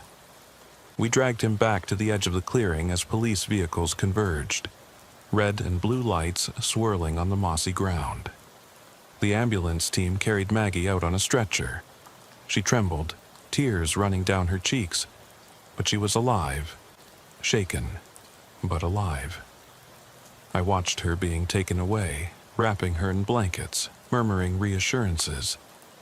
I felt a wave of relief so intense that my knees nearly buckled. The man who nearly killed her was in handcuffs, silent now, face buried in his jacket. As he was led into the back seat of a cruiser, he glanced at me and let out a soft laugh, more like a sigh. "You can't stop it." I followed him with my gaze as they drove away, sirens fading into the distance. The pines seemed to shudder in my wake, as if shaking off something unclean. I took a deep breath, steadying my hands. The night that had consumed so many lives was breaking, at least for now. I walked back to Maggie's house, stepping over fallen needles and mud, mind whirling with 1,000 questions. Who trained him? How had he learned so precisely, so intimately the pattern that had guided Reyes? I had thought locking Reyes up would extinguish the fire. Instead, it had spread ash across the land. In the morning, I sat at my desk, head throbbing, hands aching, hearing only the distant hum of the air conditioner. Ingram slipped me a file marked Suspect Jonathan Blake. His background was horrifying. Former corrections officer turned security guard, fired for assaulting inmates. He had moonlighted as a private investigator, digging through medical records to help families file malpractice suits. Somewhere along the way, he'd found Reyes's case in online forums dedicated to unsolved crimes. He'd studied it obsessively, piecing together discharge dates and home addresses. He'd convinced himself it was a righteous crusade, a way to deliver justice to those he deemed unworthy of care. But the brutality, targeting the weak, the isolated, revealed a mind devoured by darkness. I leaned back, pressing the photo of Blake's mugshot to my temple. The lines around his eyes were deep-set, like cradle marks of cruelty, and his thin lips wore a perpetual sneer. I felt bile rise in my throat. Was I partly to blame? Had my own investigation, the way I'd exposed Reyes, unwittingly provided him a template? The thought gnawed at me, a worm at the core of my conviction. I clenched my fist, inching nails into my palm. I would never know the answer, but it drove me to do one thing: expose every corner of this network, crush every ember before it ignited another life. I rose, went to my bookshelf, and retrieved the manila binder labeled Residual Victims. Each folder inside held a Polaroid, a pale, lifeless face, eyes closed, each with an index card pinned below, bearing a date and a name. The shame of my failures flickered across my chest. I placed Blake's photo at the center, revealing a new strategy. Cross-check every hospital staff list for connections. Investigate those security clearance logs. Scour every message board where someone might whisper a pattern. He wouldn't have found the files without a point of entry, someone who had access. My pulse quickened as I realized the scale. Thousands of files, hundreds of victims, a network concealed behind screens and passwords. I thumbed through the photos. Clara Foley, Arthur Delgado, Emily Smith, Sarah Lawson, Charles Gibbons, each a life extinguished because they trusted a whisper in the dark. Each death a testament to the power of fear. I felt a burning vow rise inside me. I would hunt this network down to its roots. I would never let another person answer their door to a comforting voice only to find fury and death waiting on the threshold. I would not rest. The whispers had followed me home, haunted my dreams, turned my name into a weapon. But now I would turn the tables.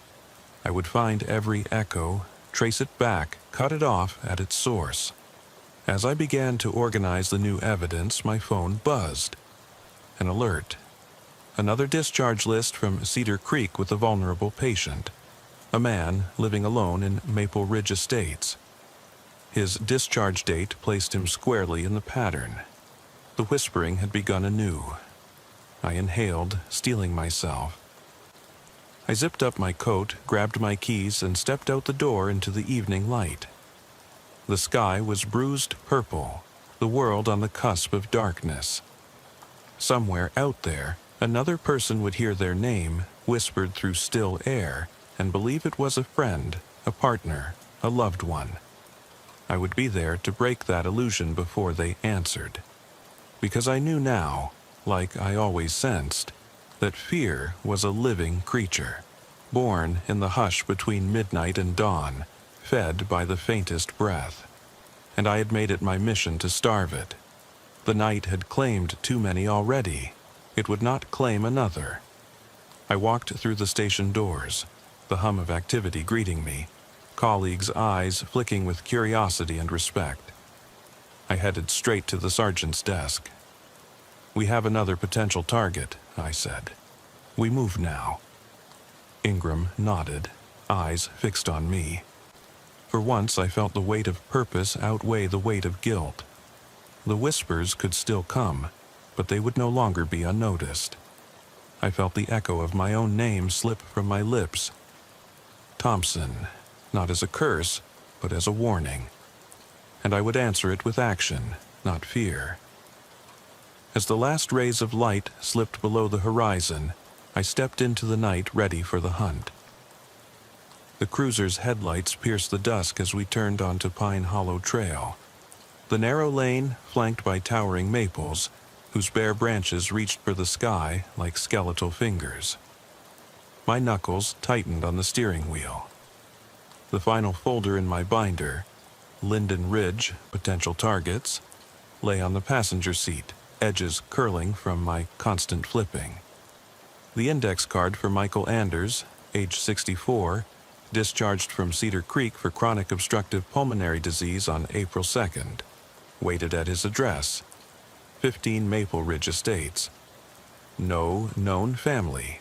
Lived alone since his wife passed 2 years ago. Caregivers visited in the afternoon, but never at night. He fit the pattern too precisely. I glanced over at Sergeant Ingram, eyes cold in the dark, and said, "He might be sitting in his living room right now, thinking he's safe. We're going to change that in his favor, but he doesn't know it yet." Ingram nodded and signaled to Garcia, who followed us with a second cruiser. We arrived at 15 Maple Ridge Estates at 8:17 p.m., hours before midnight. The house was modest, a ranch-style home with vinyl siding, a single carport to one side, and a motion-activated porch light that flickered on as we approached. I killed the engine, letting the silence swallow us. The yard lay empty, save for a small flower bed near the front stoop. I opened the door and climbed out, the gravel crunching under my boots, the air cool and still. A few neighbors peered from their windows, curiosity visible in their silhouettes. We'd explained a wellness check. Someone was concerned about Mr. Anders' health. They offered nods of sympathy, but no one questioned our timing. Nobody said, "Why so early?" or, "Why would someone target him?" Because they trusted us. They believed our badges meant protection, and tonight that trust would be their shield. I approached the front door, carrying the pretense we'd rehearsed. "Officer Thompson," I called softly, voice low. "Mr. Anders, we're here for your follow-up appointment. Can we come in?" I rapped on the door in a code, once loud, twice soft, thrice loud, an agreed signal for medical staff to announce themselves. The door clicked open, and a frail figure appeared in the threshold. Silver hair, stooped shoulders, a cardigan pulled tight around his thin frame. His eyes widened when he saw us. "Officers," he managed, voice raspy. I didn't. I stepped aside, flashing a small laminated card with the hospital's emblem. "Mr. Anders, this is a routine check to make sure you're doing all right after your last hospital stay. We just want to ask you a few questions." His gaze flicked to the sergeant beside me. I saw the relief flicker in his eyes. He backed up, motioned for us to enter, and closed the door behind him. Inside, the house smelled faintly of mothballs and boiled cabbage. The wallpaper at the end of the hallway was yellowed and peeling, and family photos lined a narrow counter. His late wife, 2 children grown and gone, a wedding portrait capturing a moment of long-ago happiness. I noted it all as I stepped into the living room. The floor creaked under my weight. In the center stood a floral-patterned recliner turned toward the television, off now, but still warm from earlier use. He gestured for us to sit as he shuffled toward a kitchen sideboard, where a ceramic cat figurine perched next to an old landline phone. "Would you like some water?" he asked, voice wavering. The motion-activated lights in the kitchen buzzed to life. He poured water into 2 glasses and brought one to me. I accepted it without breaking my calm. "Thank you," I said, setting the glass on the coffee table, bile rising at the pattern repeating in my mind. I listened as Anders sank into the recliner. "I've been sleeping fine," he said. "My breathing's been better since I started the new inhaler." I nodded, watching for any signs of stress or confusion, tachycardia, involuntary tremors. He looked almost serene, unaware of the trap closing around him. I leaned forward, folding my hands. "That's good to hear. Have you experienced any unusual sounds at night?" Voices? Anything you couldn't explain? His brow furrowed.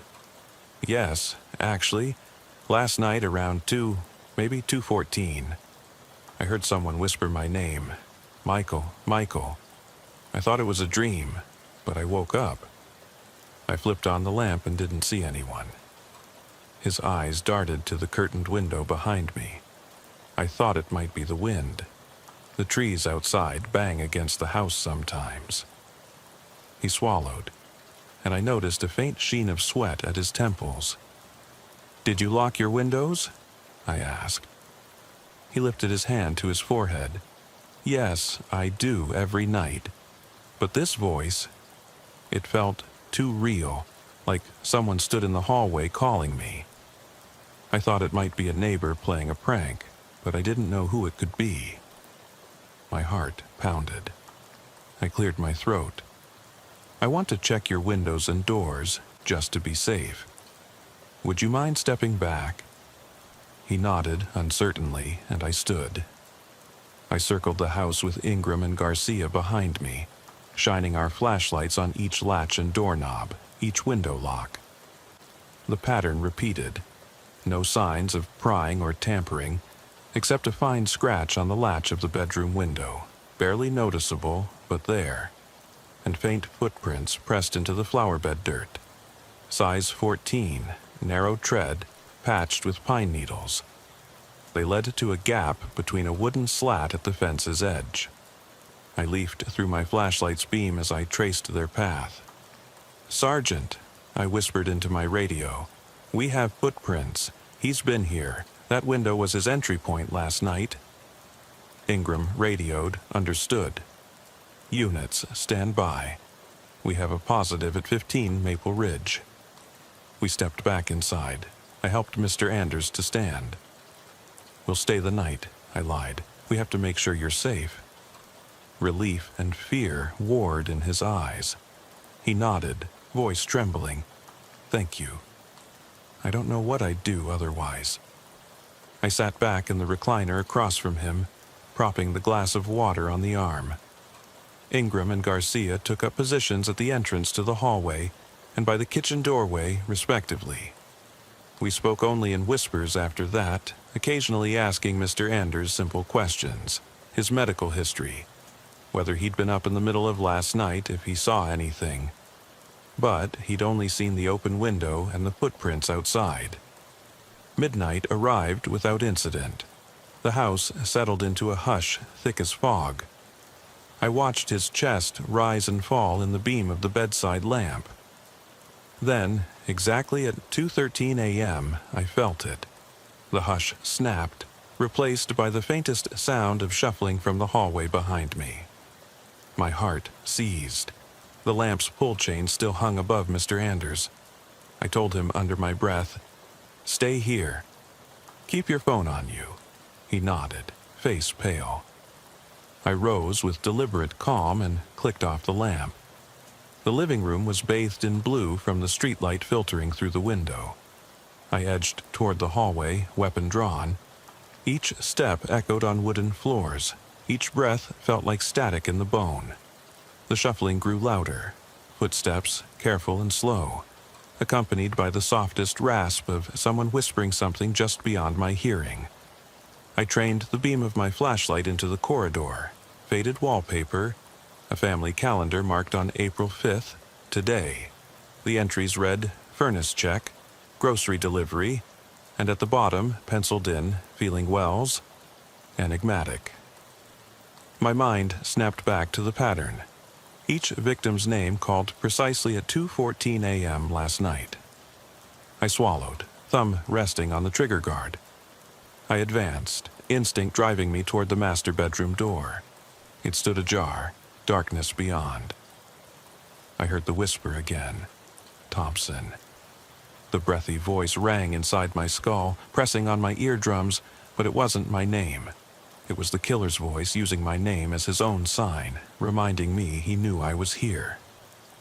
A chill bit into my spine. I yanked the door open in a single motion. The bedroom lay empty, bedsheets rumpled, pillows askew. The nightstand lamp was off. and the window was latched firmly from the inside. I stepped inside, scanning the armoire where his clothes hung neatly, everything intact. I crossed to the bedside to check where Mr. Anders had slept. No one there. My pulse thundered. "Look," Officer Garcia whispered from the doorway, shining his beam at the far wall. I joined him. On the quilt, pinned by a single sewing needle, lay the index card. April 6th, 12, M. Anders, found sleeping alone. Tragically, good night. The words were written in the same spidery scrawl as the others. My stomach twisted. I reached out, fingertips grazing the card. It was damp, whisper slick with condensation. I stared at it, venous blood surging in my temples. "What did I miss?" I murmured, voice reverberating. The calendar had been turned. Today's date, April 5th, bore a small crease where a day was folded back, as though someone had manipulated time under that roof. I flicked my flashlight toward the closet just as the door swung shut with a jolt behind me. I whirled, weapon up, only to find the door on the far side of the room, the one leading to the hallway, now slammed. My flashlight beam jittered as I moved closer. I yanked the door handle. It didn't budge. The hallway remained sealed. My breath stuttered. I turned to the closet door. It was slightly ajar. Beyond lay nothing but darkness. My flashlight revealed the corner where the killer had hung his jacket. It was gone. Everything was gone. But I heard that rasp again, coming from directly behind me. Soft, close, as if someone whispered into my collar. I pivoted, heart in my throat. The window curtains stirred, though there was no breeze. I stepped toward the foot of the bed, scanning the room. The pattern of pictures on the wall seemed off. Family photographs, once aligned with equal spacing, now sat tilted, as though someone had passed through and touched them. My foot hit something soft on the floor. My shoe socked the damp tip of a syringe. A chill flooded me. I shined my light down. A thin trail of muddy water led from the bedside across the carpet toward the bathroom door. I stepped forward. Each footfall felt like a countdown, a march toward a moment I dreaded. I knelt to inspect the syringe. Empty but sticky with residue, I recognized the brand. Same formulation as the lethal dose used in prior attacks. A keening sense of dread settled in the pit of my stomach as I realized Mr. Anders wasn't here. He had vanished between help and save. I moved to the bathroom door, knocking lightly. "This is the police," I called. "Open up." No answer. The door was unlocked but heavy, and I pushed it open slowly. The bulb over the sink flickered, casting the room in pulsing light. The mirror above the porcelain basin was fogged, only partially from humidity. Through the smear, I saw my reflection. Uniform, dull, face drawn, eyes rimmed in red. Behind me, in the mirror's reflection, the bathroom's back door stood open, a sliver of moonlight cutting across the floor. I spun, but the light revealed only nothing. Empty tile. A scattered trail of footprints leading through the door out into the night. I lurched forward, stepping out the back door into the backyard, lawn damp with dew, only to see the fence behind me. A section pried open, warped wood splintered, wide enough for a person to slip through. Past the gap, the gravel driveway glinted in moonlight. Beyond that, the road stretched dark and empty. My radio crackled in my ear. "Sergeant, suspect sighted fleeing down Maple Ridge Drive, heading southwest." The urgency in Garcia's voice sounded distant, like an echo I heard waking from a nightmare. I pushed past the fence and ran to the driveway, scanning the darkness for any shape that might be moving. I saw only the shimmering curve of the road, silent. I sprinted back, heart hammering, racing through the door into the living room. The windows were intact, no signs of forced entry beyond the fence. Dust motes drifted in the moonbeams. highlighting the incongruity of a normal house that had just been violated. I grabbed the Polaroid from my pocket.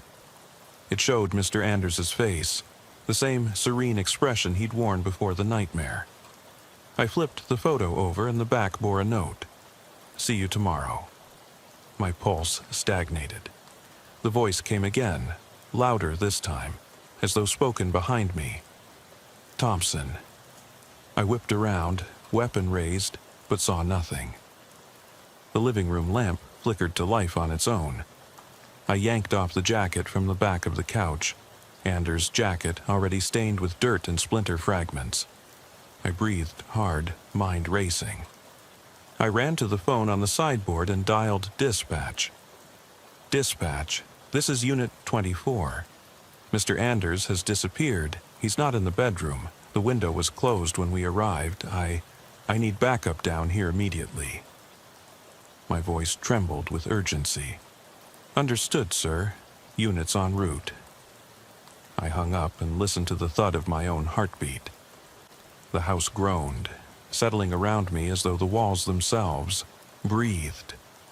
I turned to the living room, flashlight in hand. Wine glasses on the coffee table, half-eaten goldfish crackers on a napkin, family photos askew, and the couch where Anders had sat now empty, as though he had never been there at all. The sirens in the distance signaled approaching units, but I felt alarmed. His footprints led into the woods behind the house, deep into the thicket that bordered the creek. The same creek where Gibbons's body had been found. I didn't want to chase him into that maze of shadows. I wanted him caught here, alive. But the killer had planned this departure at 2:14 a.m., when everyone was at their most vulnerable, convinced they could wait for dawn. Now it was nearly 2:20. I had minutes to save him if I could. I sprinted out the back door, leapt over the fence, and dashed across the dew-slick grass toward the edge of the woods. The pine needles at the boundary glowed dimly under the cruiser's lights. I heard my own breath rasp in my chest as I plunged into the shadows. Branches scraped my uniform, clinging to my sleeves. The ground was uneven underfoot. I traced the trail of muddy footprints into the gloom. Each step depressed the needles, leaving a telltale pattern. I raised my voice, commanding, crisp, "Michael Anders. Unit 24!" "If you're out here, put your hands up." The forest swallowed my words, echoing them into silence. My radio crackled.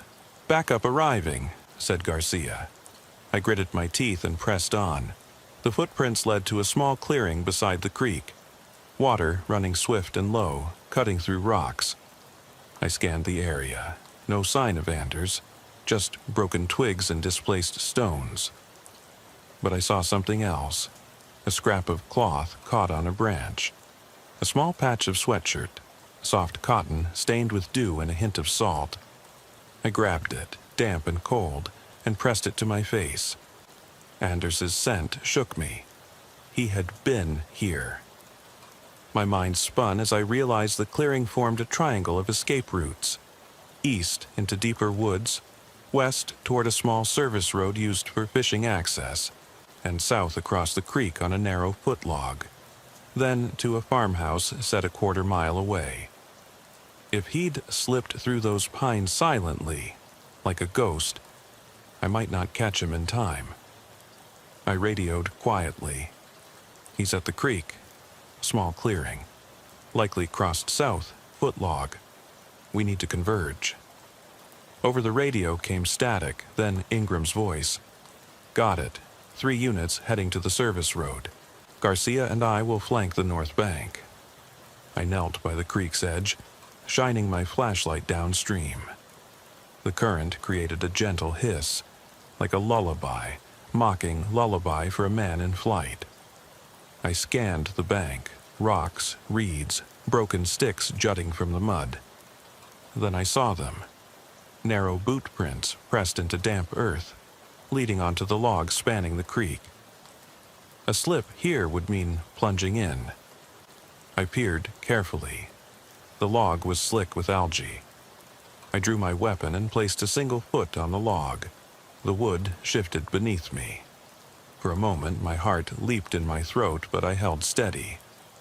I placed my other foot, then paused.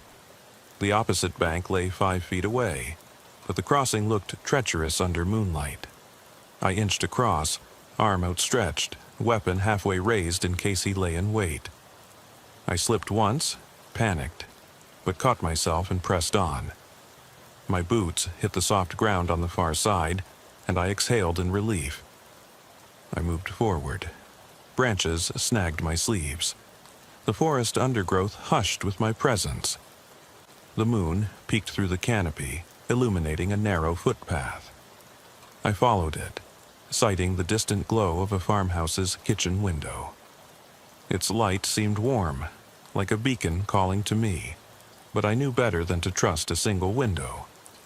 I crouched behind a mossy oak and peered. The farmhouse porch light was dead. The kitchen window glowed dimly. I heard gravel crunching beyond the clearing. A vehicle door closing, perhaps a patrol car.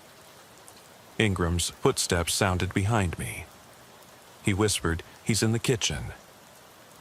I trained my flashlight and through the window saw Anders, shaken, eyes wide, standing near a counter, sipping water from a chipped mug. He seemed stunned, as though remembering he was alive. The front door to the farmhouse was a sliding screen, partially open, a path from this clearing to a new trap. Ingram and I exchanged glances. "We move in on 3, he hissed. "Cover point secure." Garcia's voice crackled in my earpiece. "I've got your 6. Ready on my mark. I placed my hand on Anders's shoulder as I eased open the screen. He stiffened, spun, and his face registered astonishment. "Officer Thompson?" he whispered, voice cracking. "They're going to kill me," he said. It wasn't a question. "No," I replied firmly. "They're not going to get to you again." Our radios buzzed. "Advance. Suspect is in the attic." My heart sank. The shooter, Jonathan Blake, had slipped ahead of us. He had melted away somewhere deeper in the property. I realized that as long as his pattern persisted, whispering names in the dark, exploiting vulnerability, no house would ever be safe.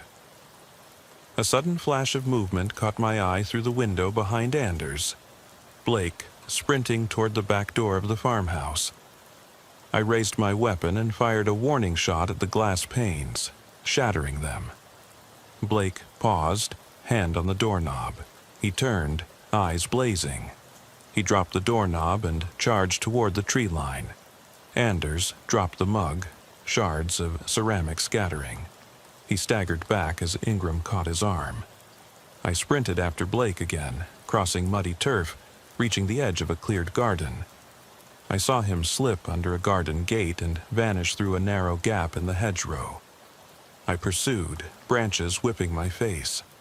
Another shot rang out. Ingram firing from the farmhouse window, clipping Blake's shoulder. He stumbled, grunting, but kept running. I closed the distance, panting, memory of every chase etched in my muscles. By the time Blake reached the creek again, I was a few feet behind. He lunged across the slick log, but his stumble from the bullet wound slowed him. He slipped on the algae, arms flailing. I dove forward, tackling him just as his foot left the log, sending him plunging into cold water waist deep. He let out a strangled scream, half pain, half fury, and thrashed to stay above the surface. I knelt at the bank, aiming my flashlight on his face, pale and etched with surprise. The water foamed around us as I pointed the barrel at his temple. "Stop!" I commanded. He looked up, eyes wild, lips cracked, blood mixing with creek water. "You don't understand," he rasped, voice warbling from the cold. He spat, foam flecking my uniform. He sank another inch, shivering. "You can't stop them." He struggled, but the current washed over his boots. I gripped his hair and jerked his head up, water dribbling from his forehead. "Freeze!" I roared, my voice flinging across the creek. "I will shoot you now." He shrank back, blinking, limbs trembling. I cuffed one wrist under water, then his other hand. His head lolled to one side, and I felt a fleeting sadness at the wreckage of a man who had once worn a badge. But I could not let guilt slow me now. I yanked him to the bank. Water sloshed at my boots. As I hauled him onto dry ground, Ingram arrived and snapped the cuff on his other wrist, while Garcia checked for his pistol at his waistband. It had been ripped away in the struggle. Blake lay on his back, heavy as stone, chest heaving. His gaze flicked from me to the house, and then to the dark sky, where stars shimmered indifferently. "Finish it," he whispered, voice gurgling. "End it." I knelt beside him. "It's over, Blake. You're going to prison for a long time." He spat again, blood mingling with tears. "They'll keep whispering. You can't kill the fear." His eyes closed. Medical personnel arrived as Blake was hauled to his feet. He muttered something about gallows as he was sent to the ambulance. I stood, watching as he was loaded in. As the EMTs covered him with a blanket, I noticed the handprint-shaped bruise on his cheek. I thought of how easily masks slip in the dark, how a savior can become a predator behind a badge. Back at the farmhouse, I helped Anders inside. He leaned on the doorway, soaked to the waist, shaking with cold. He wrapped his arms around himself, eyes hollow. Ingram grabbed a blanket and draped it over his shoulders. "You'll be okay now," I said. He nodded, but his gaze drifted toward the window where Blake had fired the shot. "I never should have let someone in," he choked. I placed a hand on his shoulder. "You did nothing wrong. You trusted in someone wearing a badge. That was the right instinct." I believed it. When fear creeps in, you cling to anything that seems safe, even a uniform. I scanned the bedrooms. Bric-a-brac knocked askew. Dressers moved. Blake had ransacked the place in his mind, looking for weak spots. I needed Anders safe. I said, "We'll move you to a safe location tonight. We'll set up a temporary room at the station." He nodded, half asleep. I led him to a spare recliner and tucked blankets around him. His breathing slowed.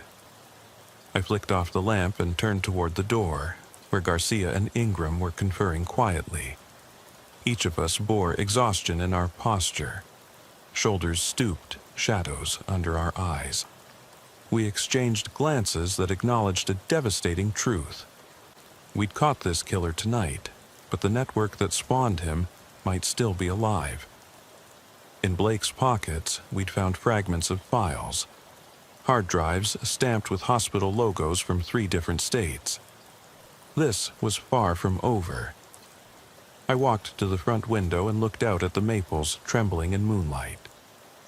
The sky was a deep, bruised indigo, flecked with pinpricks of starlight. Somewhere in another town, another name was being scheduled. Another whisper plotted. I barely felt the cold as I stared at the road, imagining the next victim pressing a hand to the glass, believing that no one could harm them at that hour.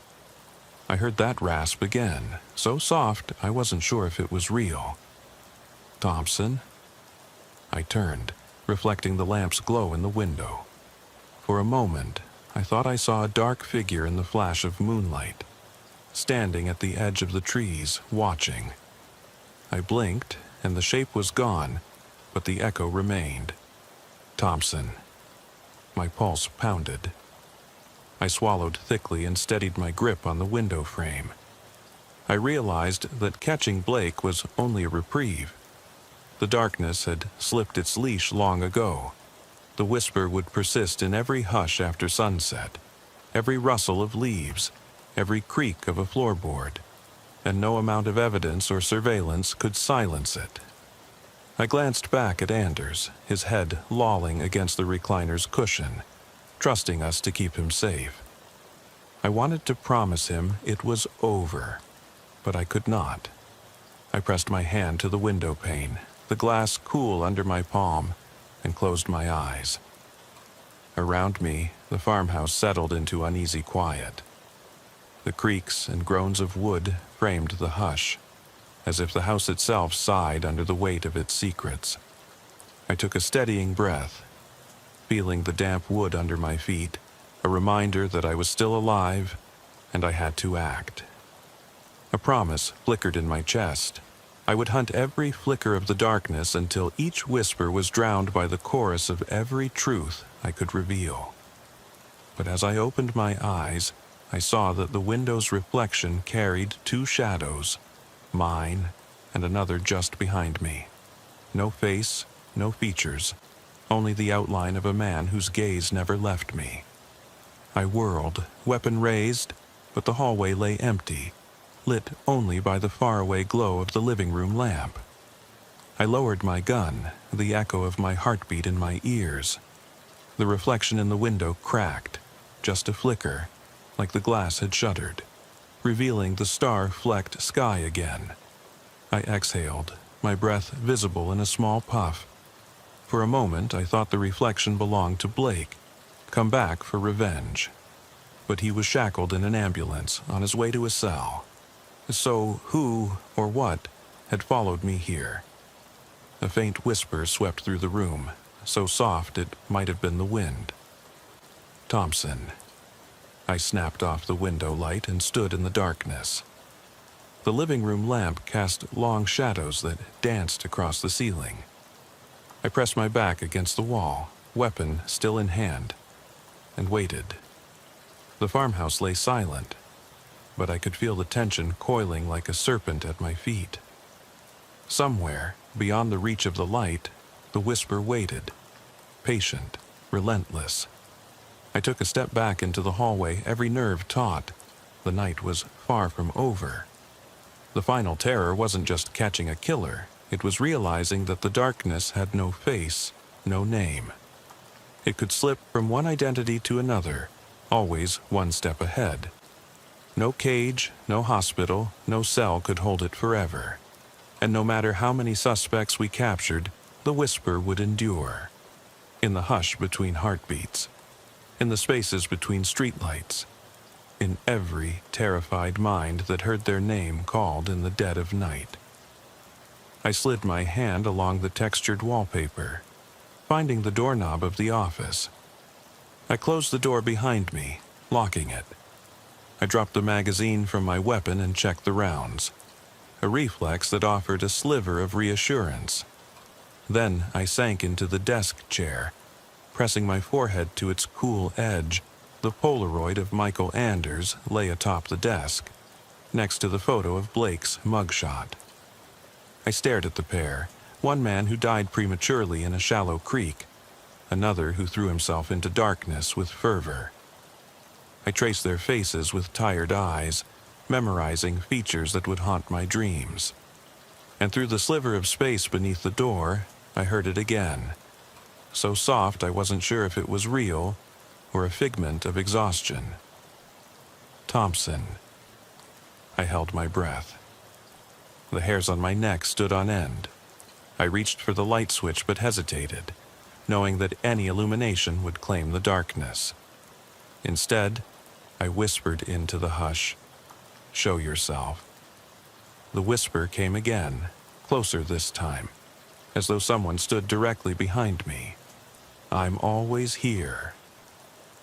I spun, weapon raised, but saw only my own reflection in the glass of the window pane. Eyes wide, face gaunt, uniform rumpled. The heartbeat of my chest echoed in my ears, each pulse a reminder that I was alive. I exhaled slowly, and the whisper faded into the silence, leaving me alone in that cramped office, confronted by a truth I could not deny.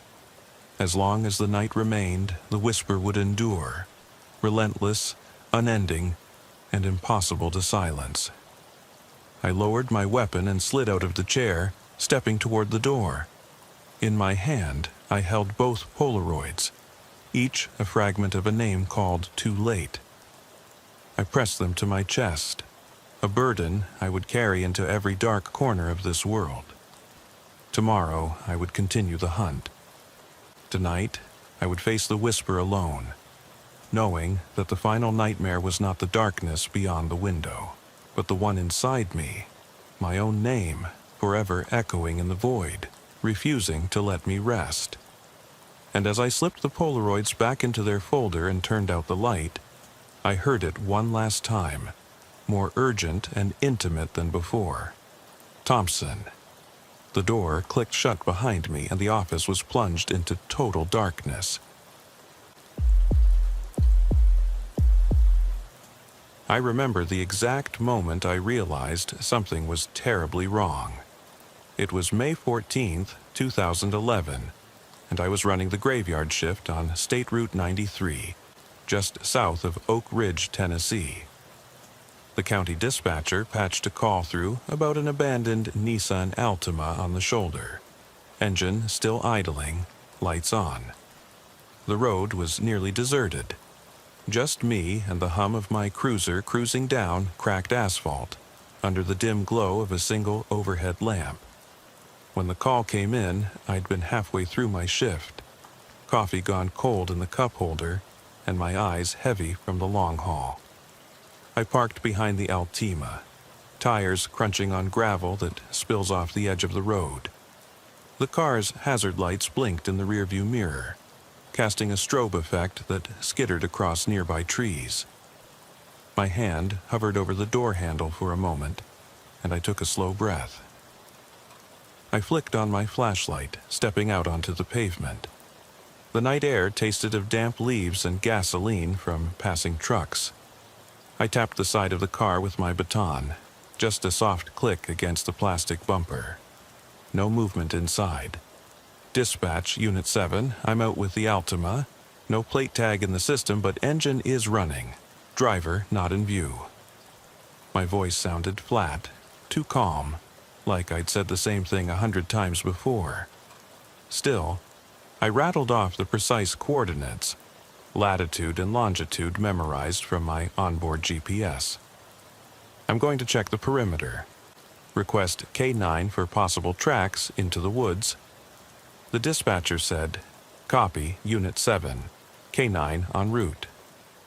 I clicked off the mic and moved around to the passenger side, shining my light through tinted windows. The seats were empty. I climbed onto the shoulder and scanned the tree line. Somewhere out there, something, or someone, had gotten out.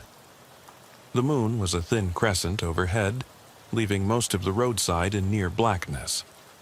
I thought of every missing person bulletin I'd filed over the years.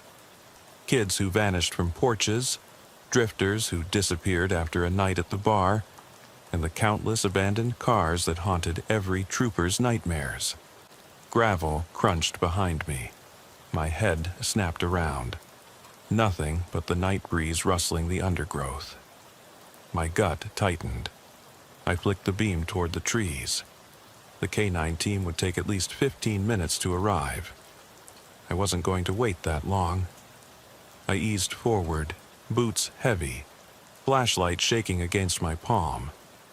Each step felt like crossing a creaking bridge, and the forest ahead seemed to swallow sound whole.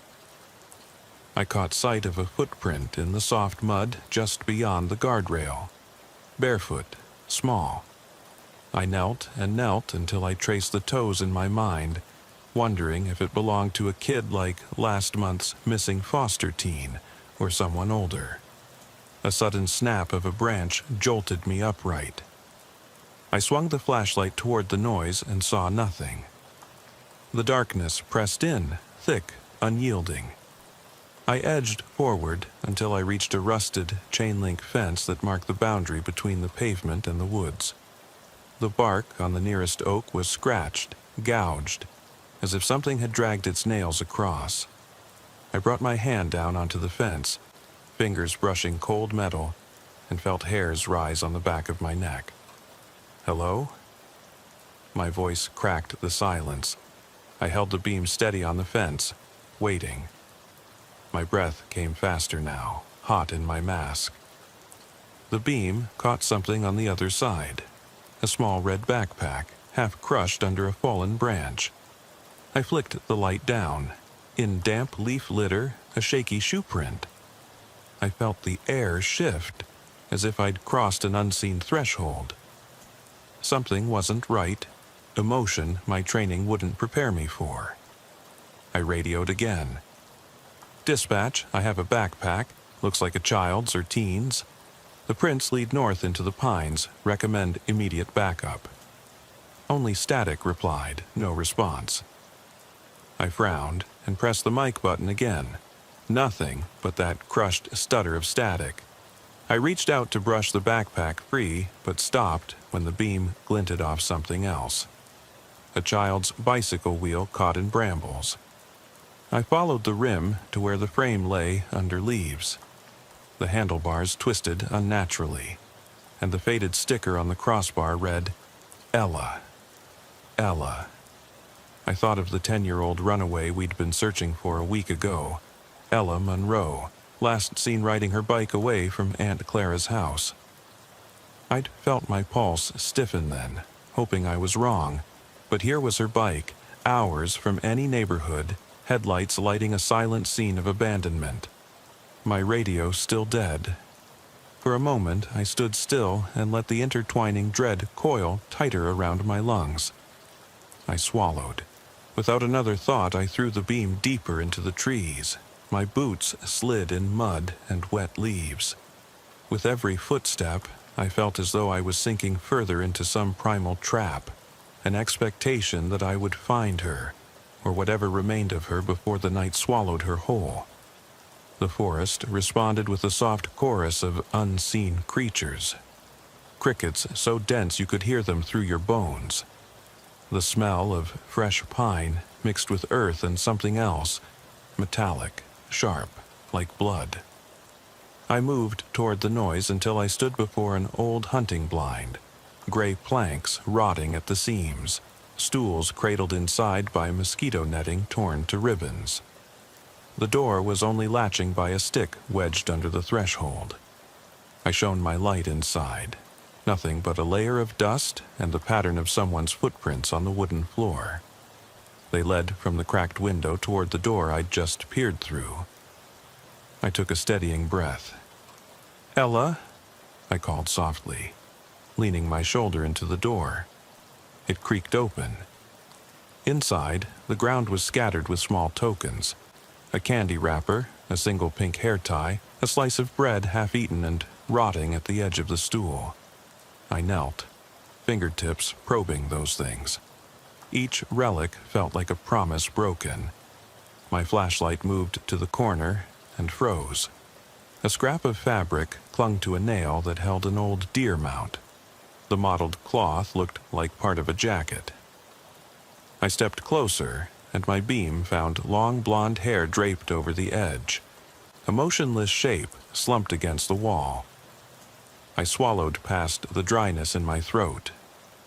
I steadied the light on her face, heart hammering so hard I felt it in my ears. But it wasn't Ella. It was someone else. Older, face pale, eyes closed. She wore a windbreaker I recognized from a missing adult case 2 counties over. I rose, backing away, twisting the radio mic in my hand.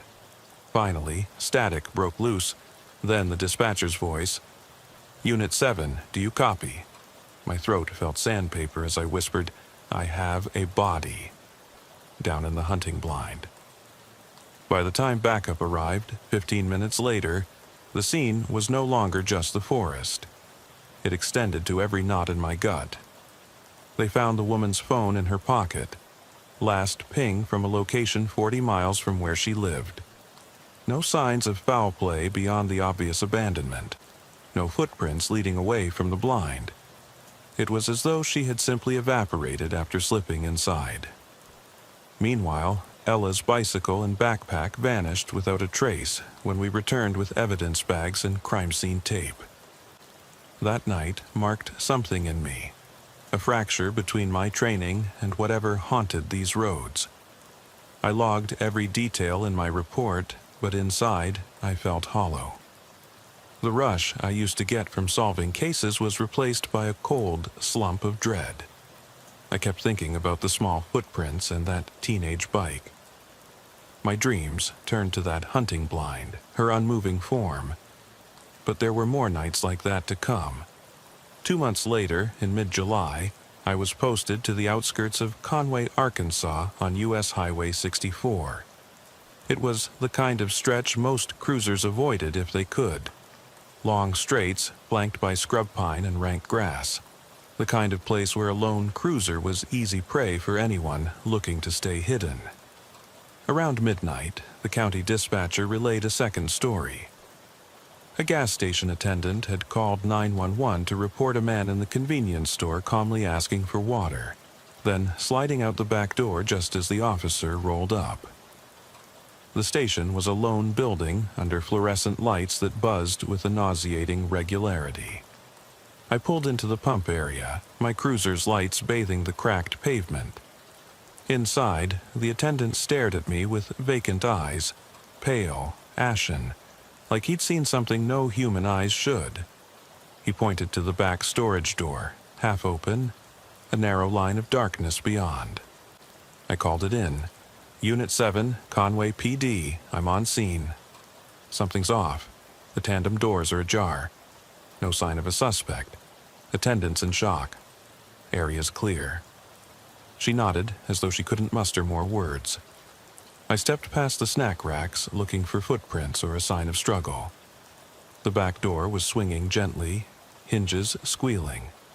I shone my light into the storage room. Boxes stacked floor to ceiling. Energy drink cartons piled like offering stones.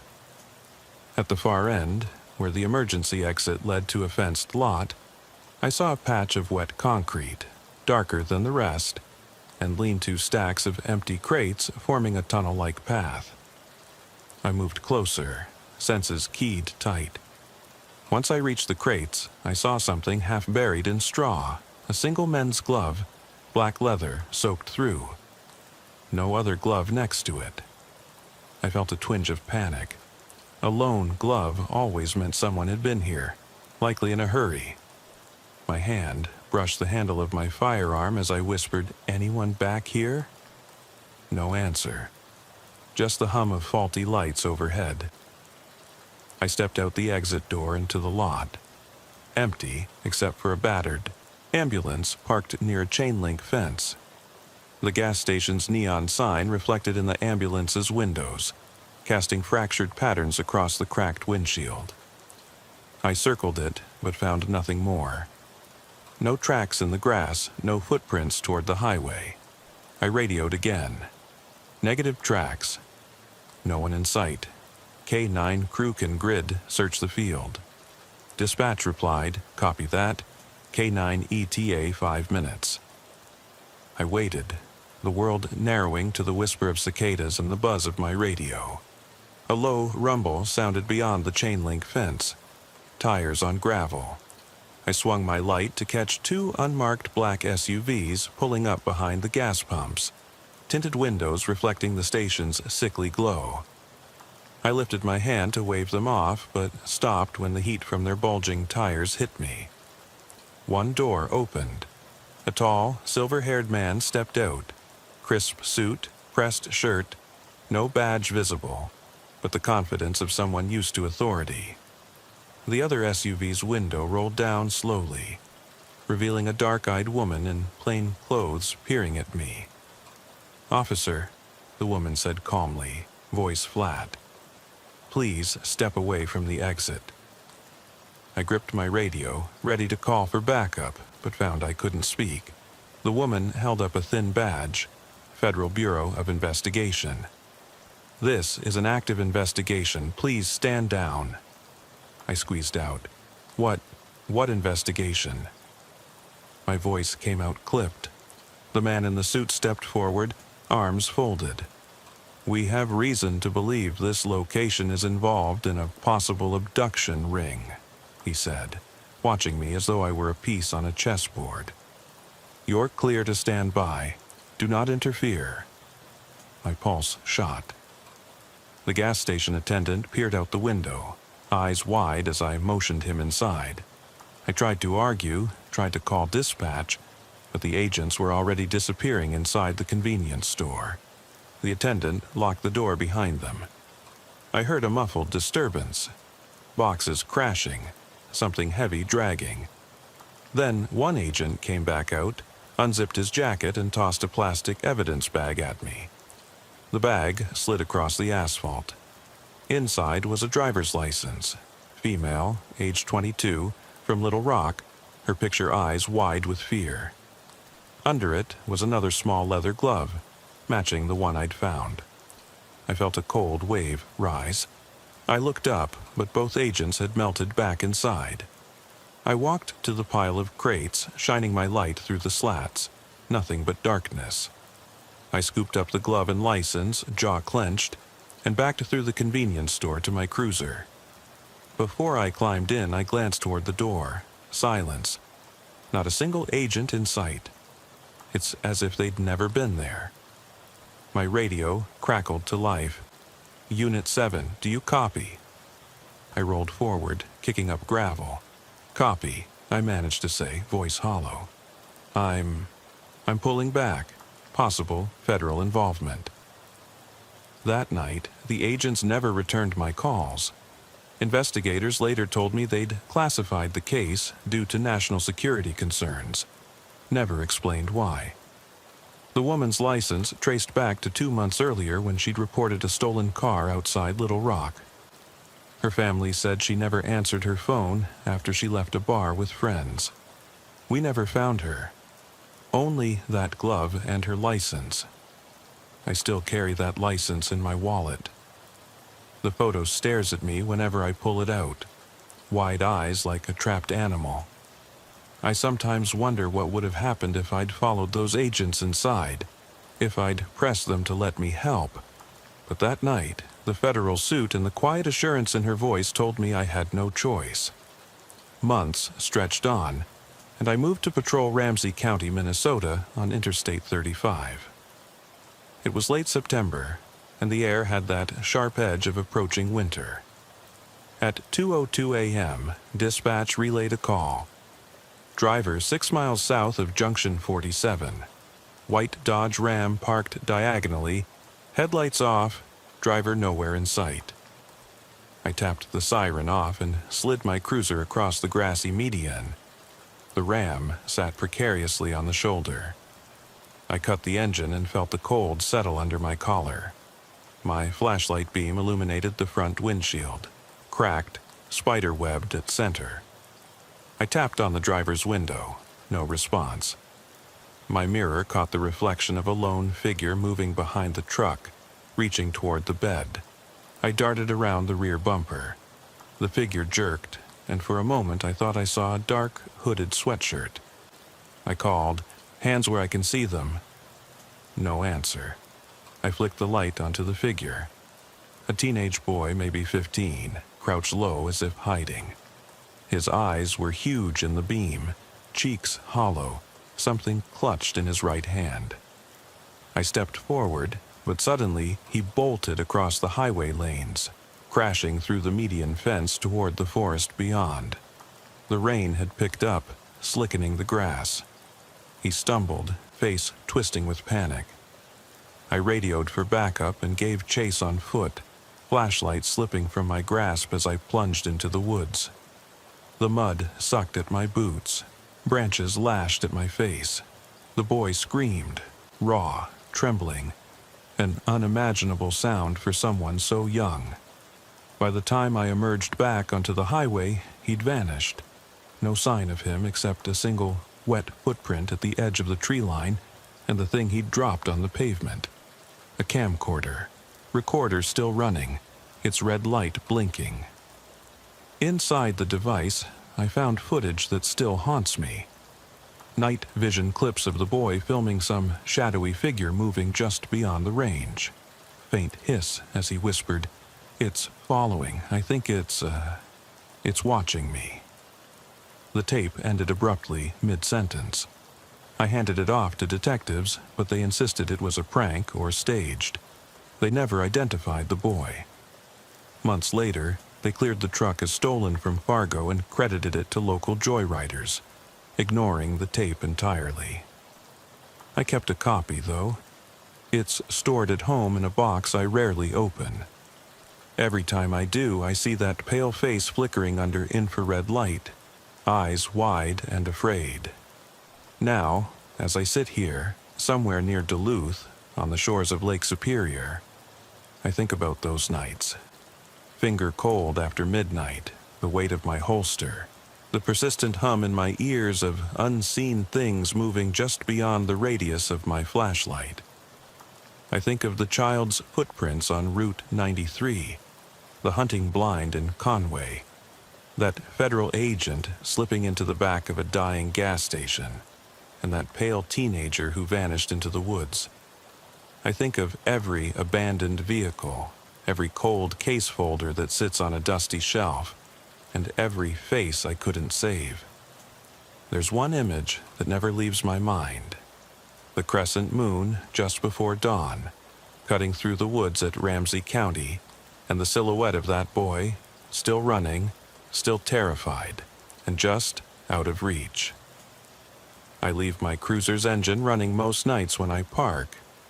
It's a small comfort, proof I'm still here, but I know the engine's hum means nothing to those who disappear. Because in the end, it isn't the darkness that takes them. It's what lies beyond the darkness, waiting in the silence. That's why I keep walking these roads, flashlight in hand, heartbeat echoing in my skull. I move forward with every case, chasing footprints that fade into nothing, hoping someday I'll find a trace, a sign that someone is still there, somewhere just beyond the edge of the light.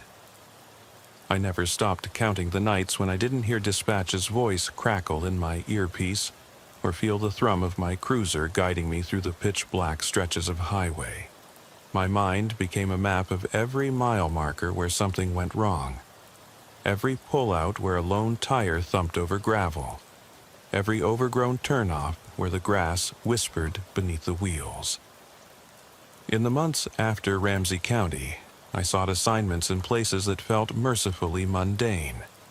Traffic stops at dawn, routine checks of parked semis, the occasional juvenile runaway followed home by a neighborly tow. But even in daylight, I felt the state of my own mind shifting, like the temperature dropped inside my chest every time I passed an overgrown shoulder. Spring came in 2012 with pale mornings and blooming tulips along the median on Route 11 in Franklin County, Pennsylvania. I was partnered with a rookie, Agent Martinez, an eager kid fresh from the academy who still believed every missing child case had an answer. One late afternoon, Martin called in a tip about a car stuck in a ditch under the bridge over Valley Creek. He said a motorist reported the car half submerged with the front bumper cracked and teetering above thorn bushes. We arrived around 7 p.m., exactly when the golden hour made the trees look like they were set on fire at their edges. That beauty only made the scene feel wrong. The car was an old Model T Ford, painted dull gray with rust blooming along the doors. No license plate, no name on the registration stickers. The engine was cold, but keys hung from the ignition. Antique brass keys shaped like a skeleton's hand. Martinez and I stepped onto the damp embankment, boots sinking in mud. The air smelled like fresh rain and overheated brakes. I radioed dispatch. Unit 7 and 12, Franklin PD, found a Model T abandoned along Route 11, no plates. Keys still in ignition. Investigating perimeter Martinez shined her light through the dusty windshield. The seats were tattered leather, cracked into spiderweb patterns. The trunk was open, revealing a pile of folded blankets, a half-empty thermos of coffee, and, curiously, an old accordion, its bellows bent like a broken rib. I felt my stomach twist as I climbed around the hood to check under the car. No footprints, no drag marks, just grass crushed beneath the frame. The ground around the creek had shallow mud, but no tracks leading deeper into the woods. I straightened and pointed toward the bridge's underside, where slivers of light from the setting sun cast zigzag shadows. The roar of the creek seemed louder in the hush. I told Martinez, "Something doesn't add up. Model Ts haven't been on the road for decades. Someone brought this here intentionally." She nodded, flicking her light toward the creek bank. There, lying half-buried in silt, was a battered journal, leather-bound and waterlogged. The pages sagged, smeared with ink that had bloated in the moisture. I carefully lifted it, using latex gloves so I wouldn't contaminate anything. On the cover, in faint gold script, I read, "Samuel Rivers, 1932. Martinez looked puzzled. Are we chasing a decades-old cold case? I felt a hollow ache where my heart had once been. More like a question no one's prepared to answer. By the time the coroner's van arrived, darkness had swallowed the creek. We searched the immediate area for any sign of a corpse or bones, but the water was murky and fast-moving. Under the bridge, shadows clung like cobwebs. I shone my light into the water. It revealed nothing but swirling eddies. The journal went into evidence. Later, I read that Samuel Rivers was a prospector who disappeared without a trace in 1934, presumed dead after rumors of a mining accident. No mention of an accordion, no mention of the journal resurfacing. That night, I drove home with a knot in my chest. The asphalt glowed wet under my headlights, and the guardrail's paint peeled like a sunburn. I thought of all the cases that felt disconnected from modern reality. Ghost cars, faded photographs, whispers of some presence that refused to stay buried. I thought of Ella. I thought of the gas station in Conway, the Bryanville barn. The boy on I-35. My windshield streaked with rain as I wondered if I'd spent my life chasing footprints in mud. Late that spring, I received orders to transfer to Des Moines' metropolitan jurisdiction, working as a liaison with juvenile services. It meant hands-on work, reuniting teens with parents or foster homes, handling youth in crisis, trying to keep them from slipping through the cracks. But every time I sat at the table with a teenager who had pajamas swiped by some anonymous Good Samaritan, I saw the same fear in their eyes that I'd seen in the hunting blind. They didn't show up on missing persons posters. They showed up in social services records as runaways, kids who ran from one foster home to another until they learned how to disappear. One night in June, I got a call from a halfway house.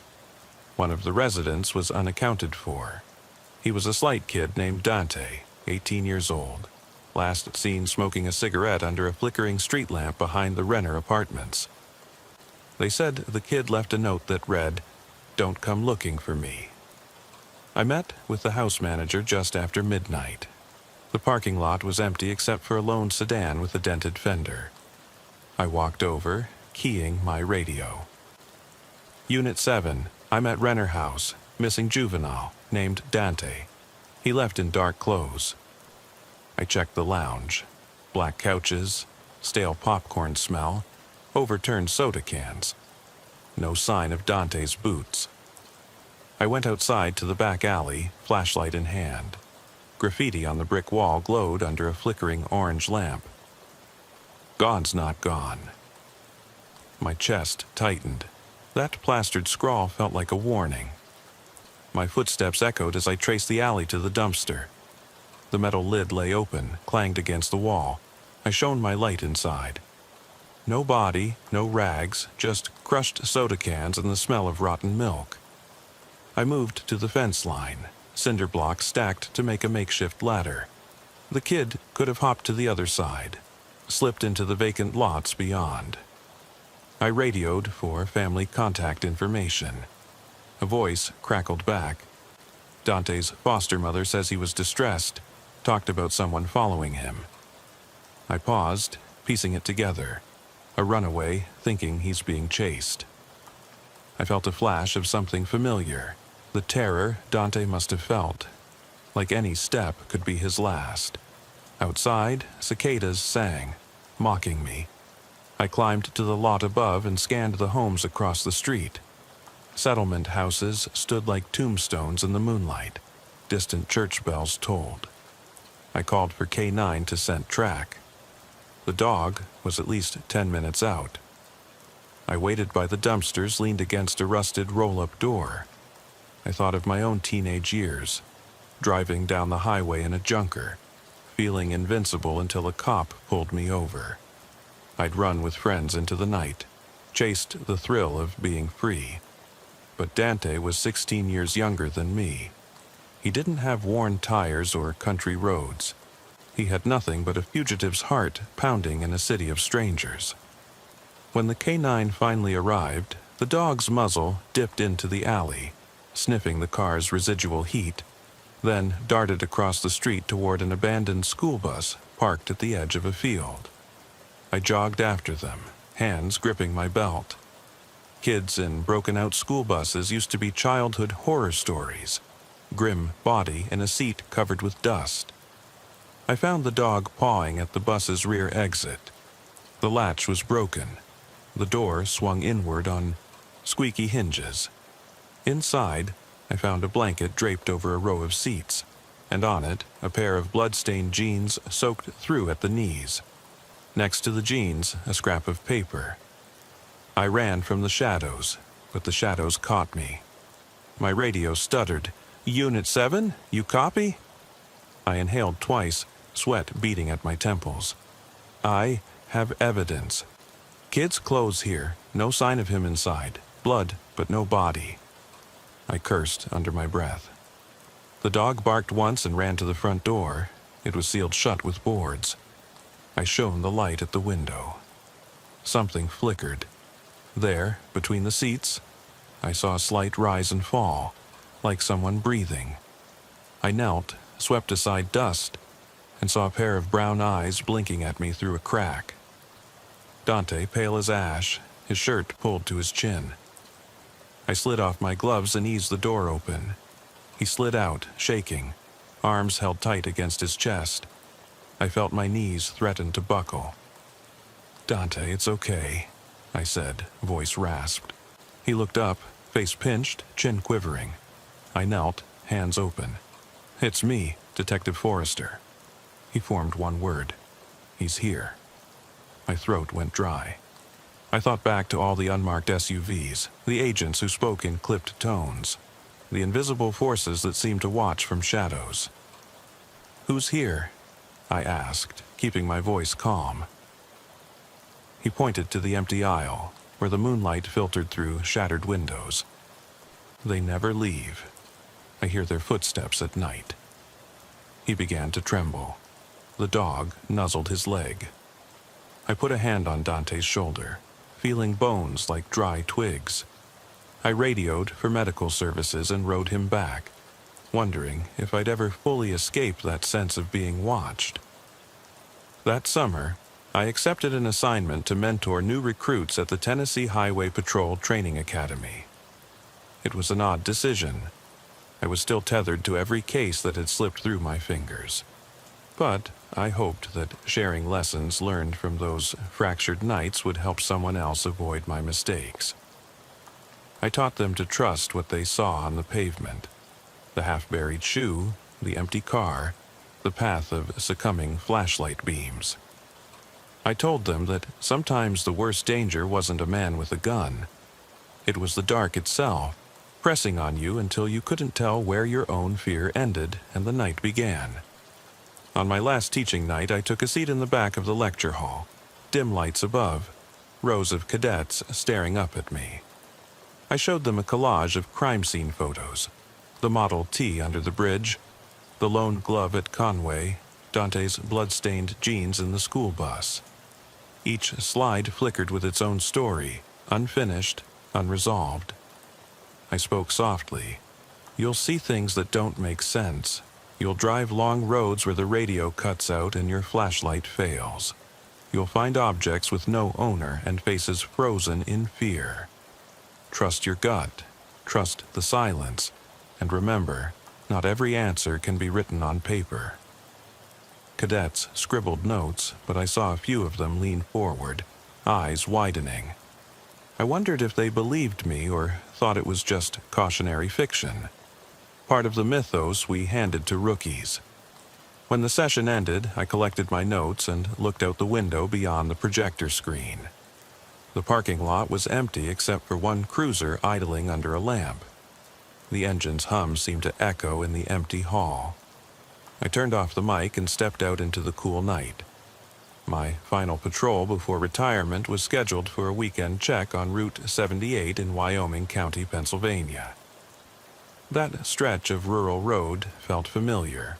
Long straightaways, thick woods on each side, a handful of farmhouses set back from the blacktop.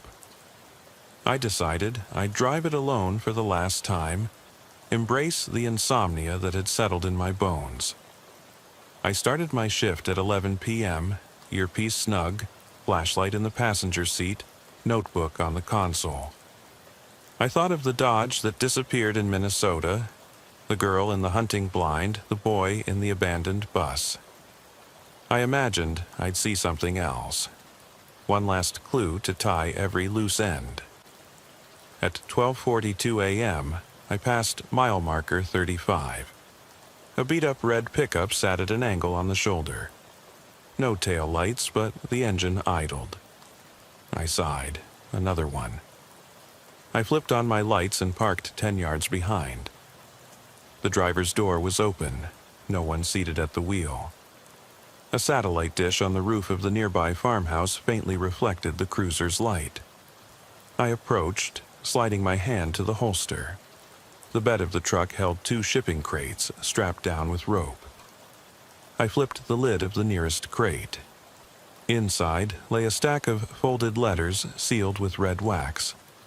The topmost envelope bore a child's drawing, a stick figure standing under a large, dark cloud, raindrops falling like knives. I felt a familiar churn of dread. I stood and turned to the bed's edge.